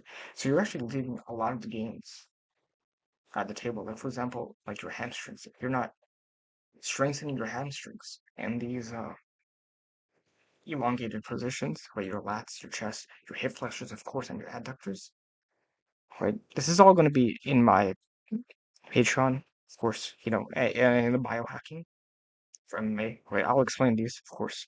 Again, I cannot stress this enough. Safety tips, right? Never load too heavy, right? It's not about it being a strength PR session. That's not what this is. And avoid the joint pain. Target muscle stretch, right? And of course, warm up before you try these deep loaded stretch. You can do a jump rope. You can do knee touches. So basically, where you jump up and you touch your knee touch tries to touch the chest that you have, right? You can do jumping jacks, right? Whatever you can to warm up your body, or you can do this after training where your body's already warm, right? But if you are sore, you then keep the weight light and just use this for recovery. Again, there's no point in trying to overburden yourself. We're not a bunch of boomers trying to like injure ourselves, right? That era hopefully is over, right? These weighted stretchings will give you power and it'll weaponize your mobility, right? You should be able to do this, man, right? Again, another great thing that, again, I mentioned cold therapy earlier, which is sensational. Something called warm therapy. And warm therapy, it includes things like a hot shower or heat shower, saunas, and steam rituals, and of course, the sun, right? Sun soaking, as they say. And obviously, like I mentioned, cold therapy is really great for reducing inflammation and it helps tighten tissue for recovery. What's interesting with warm therapy actually does the opposite. So it opens, it softens and relaxes and increases circulation of your body and your muscles and your tendons, right? It's really good for loosening these tight muscles that you might have, right? Like let's say you're feeling super tight in let's say in your hips, right? Yeah, we'll say hips. Right, it's gonna really loosen that up. Right, so you can technically like the loaded mobility that I mentioned earlier. You can do this after the warm therapy. Right, it's gonna activate the nervous system gently. So it'll help you prep, like I said, for these deep stretches, right? Loaded mobility or any right, really any training, and it's gonna detoxify you through through sweat and lymphatic drainage. Right, again, that's very good about this warm therapy. Your sweat when you sweat. It's like it's gonna detoxify you, right? Another thing is that it's gonna help your mental state, and then it's gonna put you into this parasympathetic reset. And like I mentioned earlier, parasympathetic state is where you want to be in, right? Right, that's where you want to be in. Now you may be asking, again, there's different types of warm therapy. I know not everyone may not have access to some of these, but I'm just gonna list them. Why? Because again, you're just trying to have the goal to trying to get some of the stuff, right? And if you don't have to get it today, right? Maybe you can find someone that has this stuff as well. Some gyms have it, right? And it's super great. But historically speaking, traditional steam baths, it was used by many cultures, right? Some of them called it a hammam, haram, right? And it was used by the Arabs, Persians, Turks, and even the Romans, right? I'm sure you might have heard these steam baths. Basically, the whole benefit when you do these traditional steam baths was that It's really good for your deep muscle and fascia relaxation. It opens up your sweat glands for detox. It prepares your joints and tendons for intense stretching or training. Right? It helps relax the skin, blood, and the lungs. Right? It's really good if you want to do this right before some heavy stretching or mobility work. Right? Right? Or even like a massage. Right? Let's say you're going to a massage. You can do this before that. Right? And you'll be ultra relaxed. Right? It's amazing for that. Another thing you can do is something like a sauna, but like an infrared sauna specifically. Is that really good? Great. There's also like wood fire saunas. Right. Some places I have seen have this, and this was used by again many different cultures: Scandinavians, the Japanese, Native Americans. And the benefits of using this is that it enhances mitochondrial function and blood flow. Basically, it helps your blood circulate better in your body. Right. It heats muscle from the inside out, especially infrared. Right. Especially infrared sauna helps with this. And it promotes something called SHP, which is basically the heat shock proteins. Uh, and these proteins basically help cellular repair for your body. So it'll help you recover. It speeds up that recovery and hormone optimization. And it's kind of best to use this probably after training, so post training, or even before like you want to sleep. So for like that hormonal reset, right? You do this before sleep, it'll be super great. Now again, there's something called there's hot springs. Depends on where you are in the world. Maybe you have access to this. Maybe you don't, right? Or you can do a geothermal soak, right? Which is again thermal mineral based. And again, this was used by many cultures around the world, like the Greeks, the Japanese, and Chinese, right? Or anywhere really in the world where they have these natural hot springs. I have seen this actually. Funny enough, there are some places, even in America, that have this. I'm sure other places of the world have this, right? You just have to do the research and find it where you live, hopefully. And benefits of doing this is that when you combine the heat with these natural minerals like magnesium, calcium, and etc., etc., it relieves joint pain and joint aches and stiffness and tendon issues. It heals your chronic muscles, and it's gonna help reduce that muscle pain that you may have and boost energy. And it's best to use this if you're able to as like a weekly reset or a post injury or on a heavy soreness day, right? You had an intense training session, amazing for that, right? Again, hot showers, and again, you can probably do this at home pretty much, right? If you don't have like, a jacuzzi or whatever, with like a focused steam, right? And the benefits, of course, are going to be is it's going to be super easily accessible for you, right? It's going to help loosen your joints, like your shoulders, your hips, your spine. If directed in the right places, it can be combined with massages actually. So you can do this before you get a massage, right? And it's gonna help, especially even after you want to stretch. So or loaded mobility, right? Like I said earlier. And another thing you can use is something called sun soaking. So natural heat from the sun, right? It provides natural heat, UV healing, and infrared in one, right? It's gonna loosen your fascia and energizes mitochondria, right? Yeah. So ideally, you want to use this movement before you move or before like midday break. So literally all you do, 15 to 30, like I said earlier, with sunlight, 15, 30 minutes, 10 minutes, shirtless in the direct morning sun. If you have cotton shorts, wear that. And you combine this with breathing and stretching for maximum benefits. And there's a lot of things you can do in between that, right? Now you might be asking, what are the benefits of using warm therapy? Neurologically and hormonally, it's actually really good. It puts you in the parasympathetic state. Well, like I said, that's where you want to be. And it's in this restful state where you're not super anxious, right? And that's where most predators actually are in the wild. That's where they are, right? Carnivorous animals, before they go on a hunt. This is where they usually tend to be, in the parasympathetic state. The rest and digest it, right? It also increases dopamine and endorphin post session. So if you are one of these people that you doom scroll a lot, right, and you get basically false dopamine from the phone instead of getting false dopamine from the phone and whatever other bad habits that you're doing, right, alcohol or whatever, do this instead because this naturally increases the good kind of dopamine and the endorphins post session, right? It releases tension from your system and improves emotional recovery, right?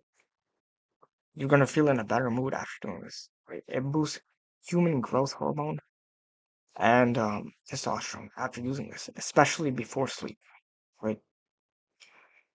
So you can do this, like, again, you can do this 15, 20 minutes before stretching or a half an hour before, depending on how long you do this for, right? You can even use this as a post-workout recovery, right? You can use this for chronic pain and soreness, right? Especially if you're feeling a lot of pain or tension in the area, or if you're just really tight. Now, with that, this is also great for helping you prepare to sleep. Because again, warm therapy is really good at that, right? It'll put you in the state where you want to sleep, right? It'll give you, you can also do this before like a deep massage, where let's say you went to a place, found a great massage place, right? You can do this right before that, right? And it's gonna, help with that a lot. Now, there are some cautions I do want you guys to take, and that is if you are already kind of like inflamed or seriously injured, you know, be careful with using this, especially if it's like lacerations or whatever, right? If you already have open wounds or major swelling, maybe don't use this. Maybe the cold therapy might be better. If you're trying to activate CNS, right, then use cold therapy for that. Also, if you are able to, one thing I do recommend, if you can, bring an ice pack. Why? You may be asking for your testicles. Why? Because again, the thing with warm therapy, even though it's great, using this too much actually can kill your sperm cells. So if you bring the ice pack and you just put it on your testicles, right, with a towel or whatever, right, like let's say you go to sauna or whatever, like your gym has a sauna, bring an ice pack, just put it on your testicles, so that way it doesn't kill your sperm cells over time, right? Because that can be a problem, right? And of course, if you kill your sperm cells, that lowers your testosterone, right? So again, be mindful of that, right? Again, hot therapy, warm therapy is not really good for you. There are some precautions that you guys should take, right? And on the topic of warm therapy, like I said, you can take a like if you have a jacuzzi or if you know a place that has a jacuzzi, right? There are a lot of great salts you can use, right? And what enters the skin basically heals deeper than what enters the mouth. Very interesting enough. Your skin is actually the biggest. Um, I guess you could say it's an organ. I guess, right? I'm not mistaken here. Right? It's basically the largest organ you have because your skin covers everything, right? And your skin actually absorbs things even better than your mouth. So what you're eating, of course, right? This is why you don't put toxic sunscreen chemicals, like I said earlier, or any toxic synthetic bullshit that these pharmaceutical companies want you to put on here. Right? Be careful, right? Skin, very important, right?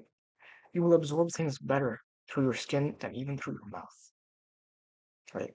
This is why I was recommending using natural hot springs, or like if you have a jacuzzi or some kind of like hot bath, let's say, right? If you can, you want to put some great quality salt in there, right? Which is going to help pull lactic acid out of your body, especially out of your legs, right? And you want to add like real salt, right? Good quality like sea salt. There's borax, aka sodium tetraborate. Again, I know this is going to be controversial, right? But nonetheless, very great for you. And you know, clay on your foot soak, or basically there's certain types of natural clay that you can put on your feet or even on your body, right?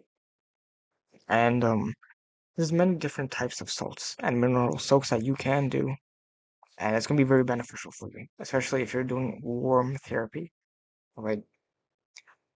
So, magnesium, or how do you get magnesium? You can get it through Epsom salt, or there's magnesium flakes. I believe there's also magnesium spray. It's also really good. If you want boron, a really good source, a natural source of that. The company obviously borax, but sodium tetraborate is a specific name of it, which is actually a salt. It's actually, funny enough, less toxic than table salt that they make you eat. The iodized table salt, which again, terrible for you, right? And I'll probably cover that in the diet maxing video that's going to be coming out soon. And potassium through these salts as well, or natural clear material. You can use also trace minerals.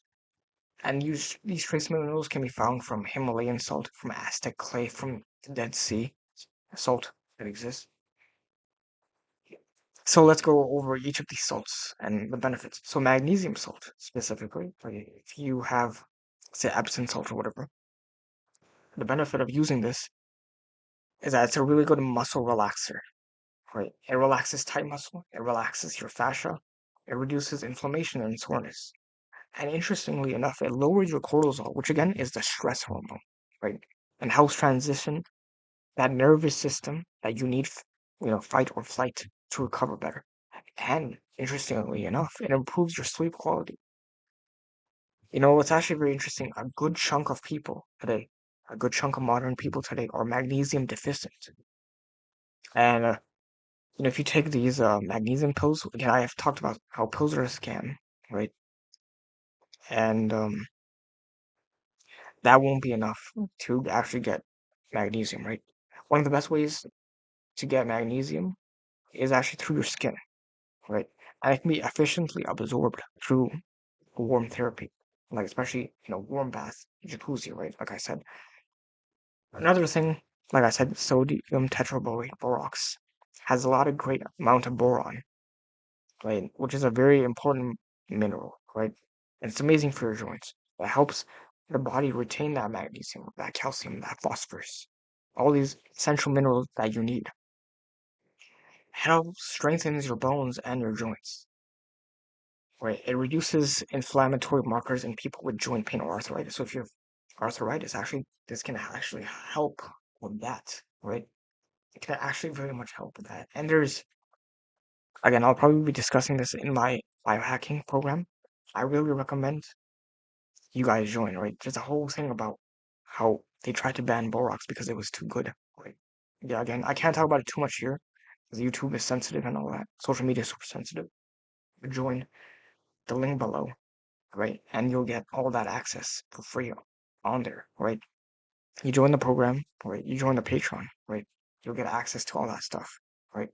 So it's gonna be really great, right? But this will actually boost your testosterone naturally, right? It'll give you better recovery and performance.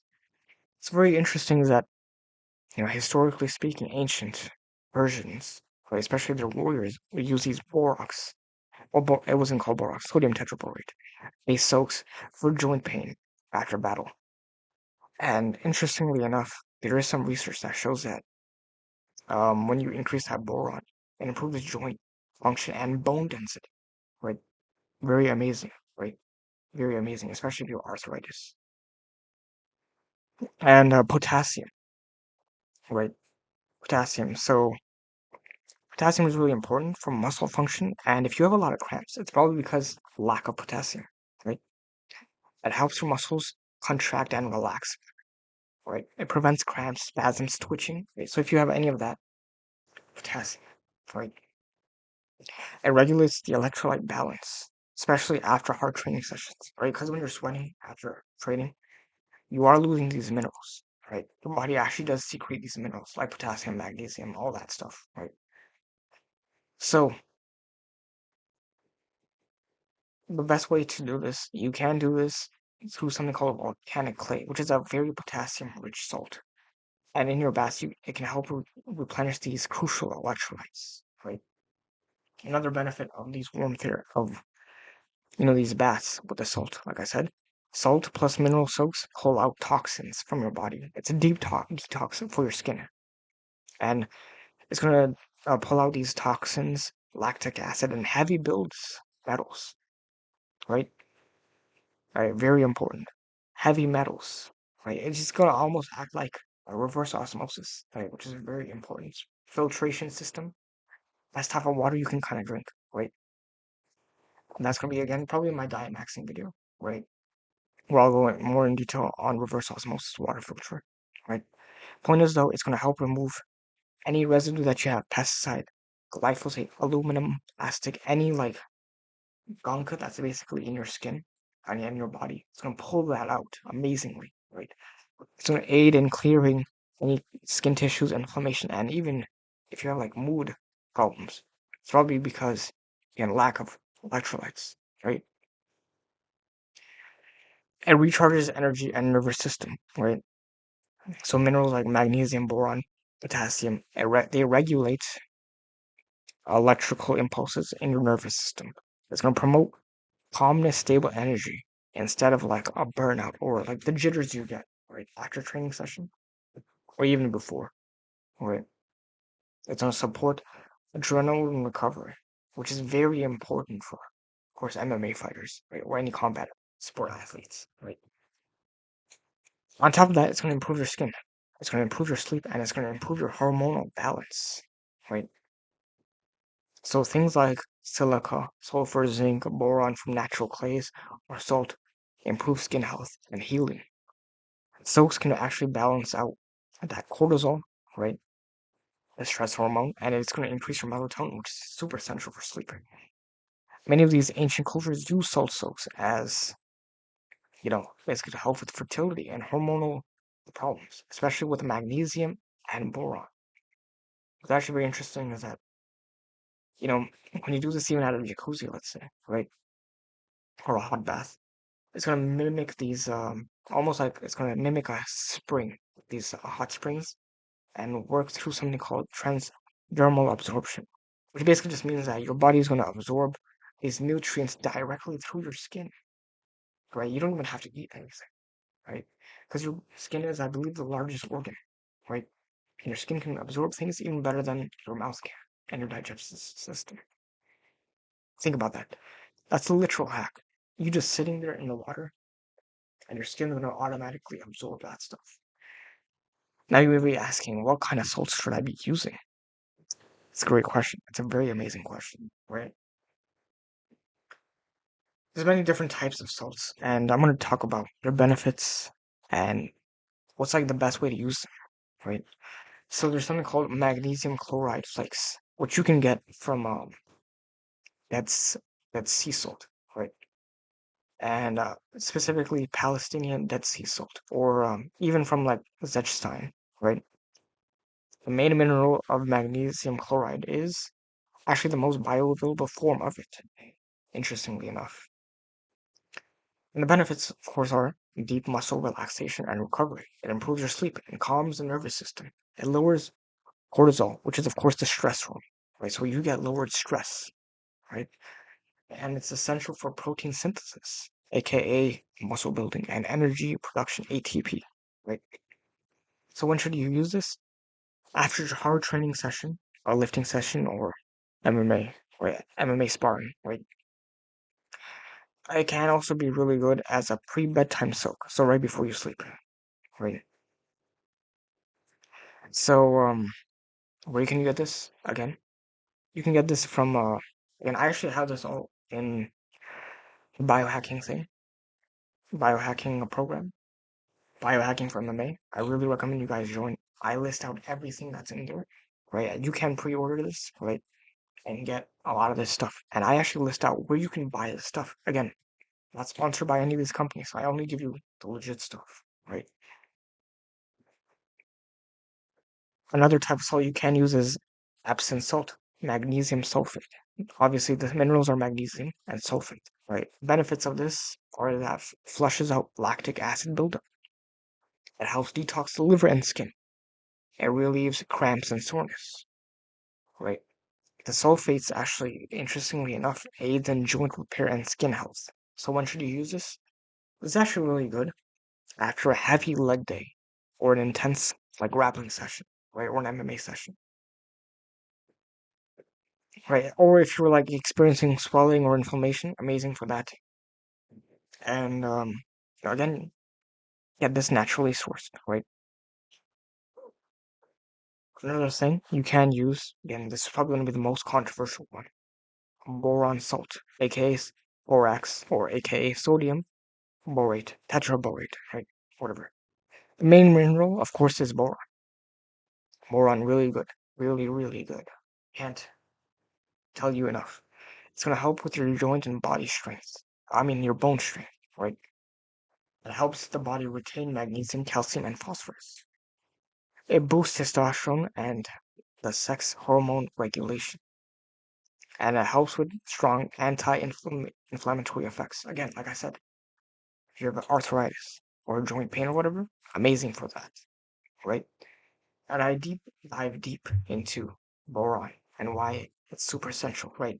Join the biohacking for MMA program, link is below, or you can join the Patreon, and that you get updates every single day about different things, right? Highly recommend it. Highly, highly recommend it. And the best time to use this is actually you can use this once or twice a week in joint repair soaks, right? Especially if you have like joint inflammation or just problems or whatever. You combine this with the magnesium, it will give you an amazing effect. You can get this from, of course, natural. This comes from natural mineral deposits around the world, right? Hmm. Another thing, another type of salt, Himalayan pink salt, right? It's probably a very popular one. But a lot of you probably use this when you're eating food and stuff, right? It contains about 84 trace minerals, right? So iron, calcium, potassium, magnesium. Benefits of using this: it promotes cellular hydration. It restores the electrolyte balance.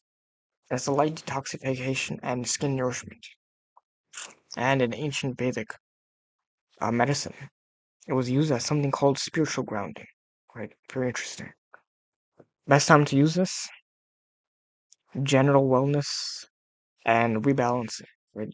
Or if you have like skin issues or you have like a sluggish energy, you can also use it for that. You want to make sure that your pink Himalayan salt is actually coming from a very good source. It's coming from Pakistan specifically, because that's where it's best sourced, right? Specifically, if you want to get, again, join the biohacking from eBay, right? I list out where you can get all this stuff, not sponsored by any of these companies, right? So that's how you know it's legit. Again, now, this is a very interesting one and one that a lot of people don't really use. Dead sea salt.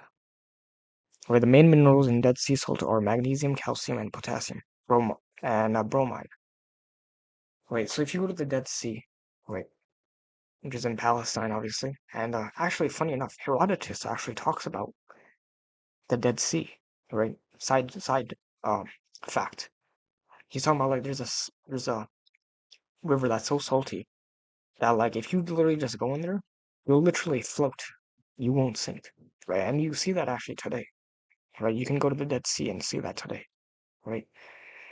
So the benefits of using that sea salt is that it reduces inflammation, it clears up eczema, something also called obviously your acne as well, and something called psoriasis. Again, type of condition. It soothes your arthritis, your sore joints, and your ligaments. Best time to use this. It's best time to use this actually for injury recovery, joint flare-ups, and if you have like skin conditions. If you combine the Dead Sea salt with bentonite clay, it's a full body detox. Really good, right? And where can you get this from? Again, in my biohacking for MMA, I do list out where you can get Palestinian Dead Sea salt, right? You can get this from Palestine or even from Jordan, right? I list it out, not sponsored by any of these companies, right? I want to give you guys really good stuff, right? Right. I list out where you can get this stuff directly if you want to test out any of these salts, right? And the biohacking from MMA, amazing, overall just for your health. Everything I give on there it's like amazing, right? Join it, join the Patreon, join the community, right? And funny enough, I'll actually mention this briefly right now. For the first 10 people that join, I'll actually help them directly more. First 10 people to join, right? So right now I think we have like 5 spots available, right? So if you join right now, right, you'll get more direct help from me, right? So think about that. Another type of salt you can use is Celtic sea salt, aka I believe it's also known as gray salt, right? Main minerals of this: magnesium, potassium, calcium, iron, and iodine, right? Iodine. So if you're worried about not getting iodine in your salt, a lot of these iodized salts and Morton salt, terrible, terrible salts, right? You can get it from Celtic sea salt, but honestly, you can get iodine from kelp powder, from like I believe even seaweed has iodine. So I don't think putting some kind of synthetic iodine in the salt is gonna help, right? But Celtic sea salt has iodine naturally, right? And the benefits, I'll go into more detail about that stuff in diet maxing, right? The main benefits of Celtic sea salt and using that as warm therapy bath is that it's very high hydration support for your body. It gently alkalizes the body, right? Alkalines, right? And it softens the skin and replenishes electrolytes that your body has. Best time to use this is a rehydration bath after hot weather or sauna. Combine this with essential oils for post-sun soaks. Amazing for that. So if you go out and like I said, the sunlight, do this right after that, can be very beneficial, right? And again, I list this out where you can get the stuff. Biohacking from MMA, join it already if you haven't. Another thing that you can do is Hawaiian black lava salts. Very interesting. The main minerals of this is activated charcoal and trace minerals, right? So charcoal is really good for detoxing the body, as we know, right? The benefits of it is that it detoxifies and draws out these heavy metals and chemicals. It clears out the skin and unplugs the pores that you have, right? It's almost like it's grounding and calming, and it actually eliminates EMFs from your body. Because EMF can accumulate in the body, and Hawaiian black lava salt actually helps disperse that EMF, right? It's really good for days that if you are using your laptop or any technology, right? Phone and stuff like that, right? It's a really great, especially for your screen heavy days, right? EMF detox, right? Great for that. You combine this with red light therapy, it's gonna be a really good deep cleanser. And again, in my biohacking from May, I list out where you can get this stuff, right? Again, not sponsored by any of them. Join the program if you haven't, right? And something called red alili salt, which is again another type of Hawaiian clay salt. Main benefits is that main minerals are that it's an iron-rich red volcanic clay. So if you have iron deficiency, really good for that. Because like I said, skin is a better absorber of things than even the digestive system for your mouth, right? Benefits of that, very interestingly enough, it rebuilds red blood cells. Very interesting, right? Strengthens blood circulation and energy, right? It was actually used in ancient times as like a spiritual purification ritual, right? And the best times to use this obviously is if you have like a blood loss from something, if you have an injury or post like sparring fatigue, right? Or any post training fatigue.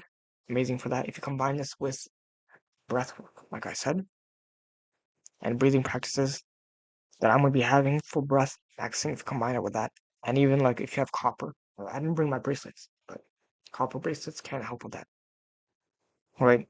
And again, I list out all these salts in my program Biohacking for MMA, where you can get them and really good source from there. Another salt that you can use, Persian blue salt. The main minerals, potassium, calcium, and iron. Benefits of that is that again, this is an extremely rare salt, um, which has a lot of potassium in it, and it's really good for energy enhancing. It improves your mental focus and cellular activity. What's very interesting is that the best time to use this, especially like where you're specifically used to use this, is before combat or before high intensity work, right? So you can use that for that. Again, I list out where you can get this in my biohacking for MMA, right? And probably the last salt I'll mention, there's so many salts out there in the world that are beneficial, but I could just be here all day narrating all these salts, right? I just wanted to give you guys like top 10 salts that I think are really good, right? And the main minerals of this real sea salt is that the main minerals are balanced mineral profile, similar to actually the human plasma. Plasma is actually in the blood, right? If you didn't know this. The benefits of that is that it balances whole body electrolytes. It mildly detoxifies the body from contaminants, and it's actually very skin friendly, right? It was used in many cultures as a natural spiritual purification. The best time to use this is if you combine this with grounding, right? So right after you ground, you can use this, right? With the sun, of course, right? It's a gentle reset that soaks and helps any overworked nervous system that you have. Again, if you want to know where all you can get all these salts from, again, I list them out for in my biohacking for MMA folder. Right, I highly recommend you guys join it. Highly recommend because I list out all these products that I mentioned earlier, red light therapy, all that stuff, right? All the recovery maxing stuff, right? All the stuff that you want to get, you can get it in there. Again, not sponsored by any one of these, right? So you know what I recommend is legit, right? What I recommend is legit. Now you may be asking, how long should I be doing these, right? Again, duration and timing, right? In general, about 20 to 30 minutes is ideal, right? Maximum 40, yeah, but 40 is kind of like really stretching it. You want to ideally use these before bed if you can to maximize recovery. And, depending on when you want to do this, you can use this 2 to 3 times per week. Even 1 time a week is really good, especially on these intense training days or if you really want to maximize your recovery. Let's say the days that you don't work out, right? You can use it that day. Because the amazing thing about this is that it really hydrates you with electrolytes. You can use electrolyte water right before, herbal tea before, right? And obviously, everything I tell you, make sure it's naturally sourced, right? And any of these salts, make sure it comes from a reliable place. And make sure that you don't have any open wounds, right? So you don't have any lacerations right, on your body, basically, like cuts or whatever, and like open wounds with blood still there. And avoid using any tubs that have like plastic in them or right. You want to use something that has something natural, like stone or copper. Those are ideal though. You know what I mean? Or porcelain or some kind of like natural ceramic, right? Right. And man, the benefits of these scientifically are so amazing. Transdermal magnesium has shown faster plasma magnesium level increases than even if you take it orally, aka like you're eating magnesium, right? From like food or whatever. Boron improves bone density and joint pain in multiple human studies. Boron, amazing. And if you bathe in these Palestinian Dead Sea salt, it actually improves inflammation, circulation, hydration for the skin. Right? It reduces inflammatory markers, obviously, right? And so many ancient cultures have used this, right?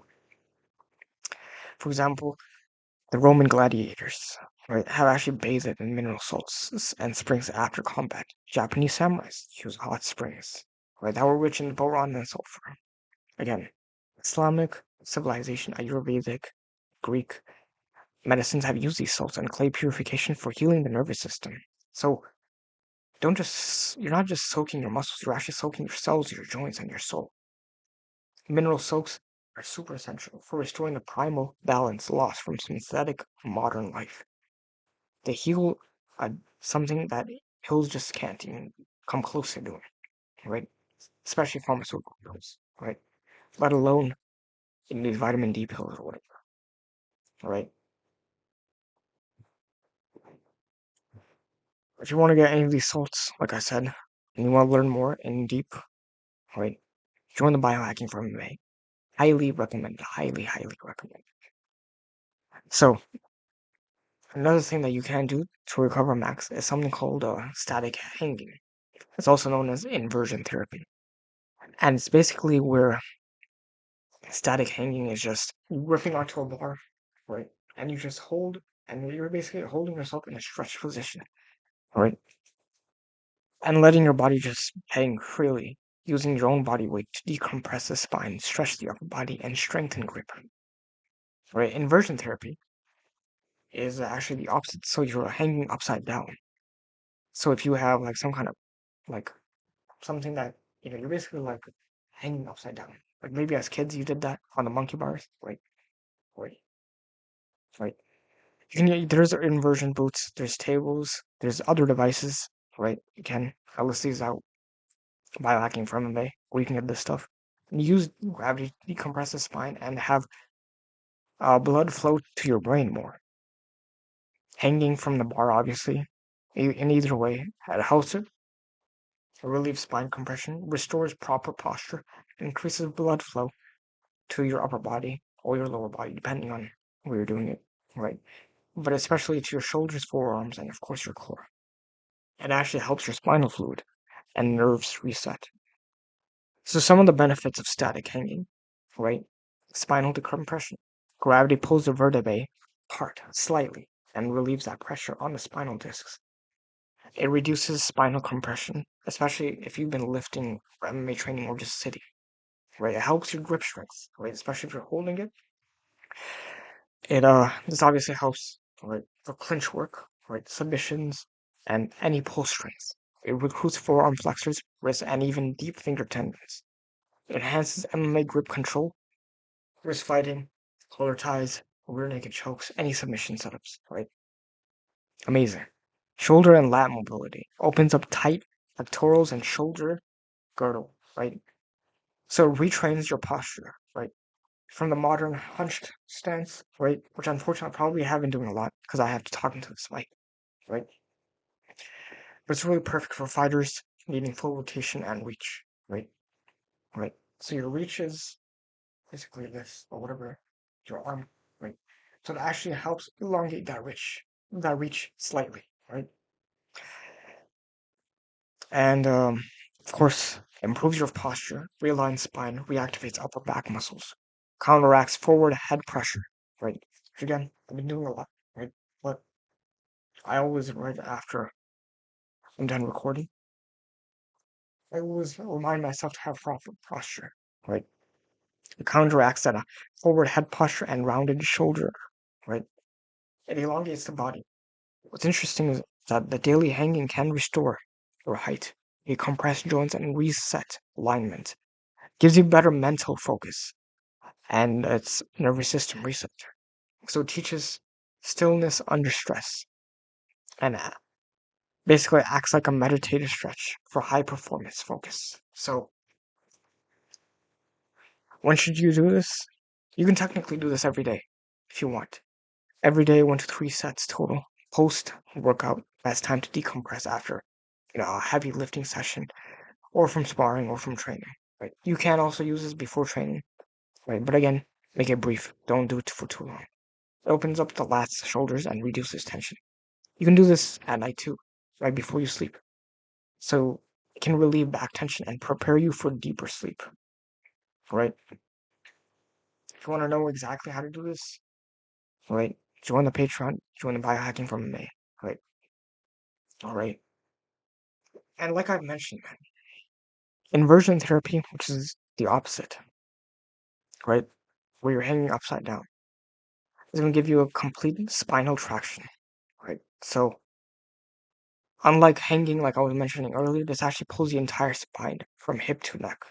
Great for compressed discs, sciatica, or lower back pain, right? Brain flooding. So, it reverses blood flow to the brain and enhances cerebral oxygenation to your brain. It may enhance cognitive clarity, mood, and nerve regeneration. And again, what's interesting is many ancient cultures have used this, right? Islamic, Vedic, and Chinese medicines have used this for brain health, right? It helps realign the joints, so gravity naturally aligns the pelvis, sacrum, and hips. It aids in fixing any chronic imbalances that you have. Inverted gravity helps clear toxins and supports for your adrenaline function. Now again, there's some caution. So if you're like one of these subhumans, that has high blood pressure, you have eye issues, or you're stroke risk, or you've had recent surgeries, be careful with using this. Start with shallow angles and short times, obviously, right? Start off with 30 seconds, 60 seconds, short amount of time, and then build your way up, right? Right? A lot of just cultures have used this, right? Warriors of ancient times have done this, right? Even indigenous cultures have done this, right? Right? They've used these they did this naturally, of course, on tree branches to hang and lengthen their spine post battle, right? Ancient Ayurvedic yogis, people who practice yoga, practiced headstands and rope hanging for inversions. Shaolin monks incorporate hanging and inversion as a form of physical and spiritual discipline. Medieval Persian wrestlers use hanging rings to prepare shoulder and back. Right now, the last thing I'll probably mention for recover maxing again, I mentioned sleep, obviously, right? Well, watch my sleep maxing video, and specifically, I'm just gonna mention very briefly in this, right? Sleep positioning and sleep surface, right? So sleep on firm natural surfaces, right? Ideally with natural bedding, right? Something like cotton, something like linen, wool. These help you regulate the electromagnetic discharge and align posture, so aka some dispersed EMF. Like I mentioned in the sleep maxing video, sleeping on the right side is really good for you, right? And I mentioned in detail why, right? Improves health, drainage, liver detox, and vagus nerve reset, right? Right? There's so many things, but please refer to my sleep maxing for MMA video, right? Right. I know I gave you guys a lot of sauce for recovering maxing. Again, right, in conclusion, true recovery is something that goes beyond rest. It's something that's practiced for centuries by ancient people. It's a sacred process, right? For you regenerating the body, for regenerating the balances in your nervous system, to restoring cellular health. And it primes the body for literal greatness. From grounding barefoot, right, to bathing in sunlight, to cold plunges, red light therapy, mineral soaks, breath work, inversion therapy, natural oils, you know, steam baths, sauna, each method revives something in us as humans, right? It really does revive something in us. And it's a forgotten connection to how ancient warriors and ancient healers once treated their bodies, not through synthetic pharma bullshit, right? And again, like I mentioned in this video, I I don't want you guys to get overwhelmed and be autistic, right? You don't have to do every little thing I mentioned in this video. Try each one by one, and draw out the best ones you like. When integrated together, these practices don't just help you recover faster, they build you stronger, more resilient, and of course, in harmony with nature and the natural world that was created for you, right? Like I said, man, if you want even more help and even more detail, join my Patreon and my new program, BioHacking for MMA. You can pre-order right now, right? Join it in the link below, right? But really give these a try, man. Really give these a try. See which one you really like, right? Right. And I can't mention and stress it enough. You don't have to do every single one, right? Do the ones that you like. Start off small, one by one, and then eventually you'll have your own thing, right? That you really like and you really enjoy, right? But if you want really detailed help and you want to know where you can get all the stuff that I mentioned, join my program. You can pre-order it by hacking from me, or you can join the Patreon. And I give daily updates on different ways that you can help your body, right? And get more information, right? But if you haven't already, subscribe to this channel. Turn on that post notification. And until next time, right? Where I keep reading these videos and comment below which one you're going to be trying out. Comment below and join the Patreon, like I said. Until next time, man. Peace.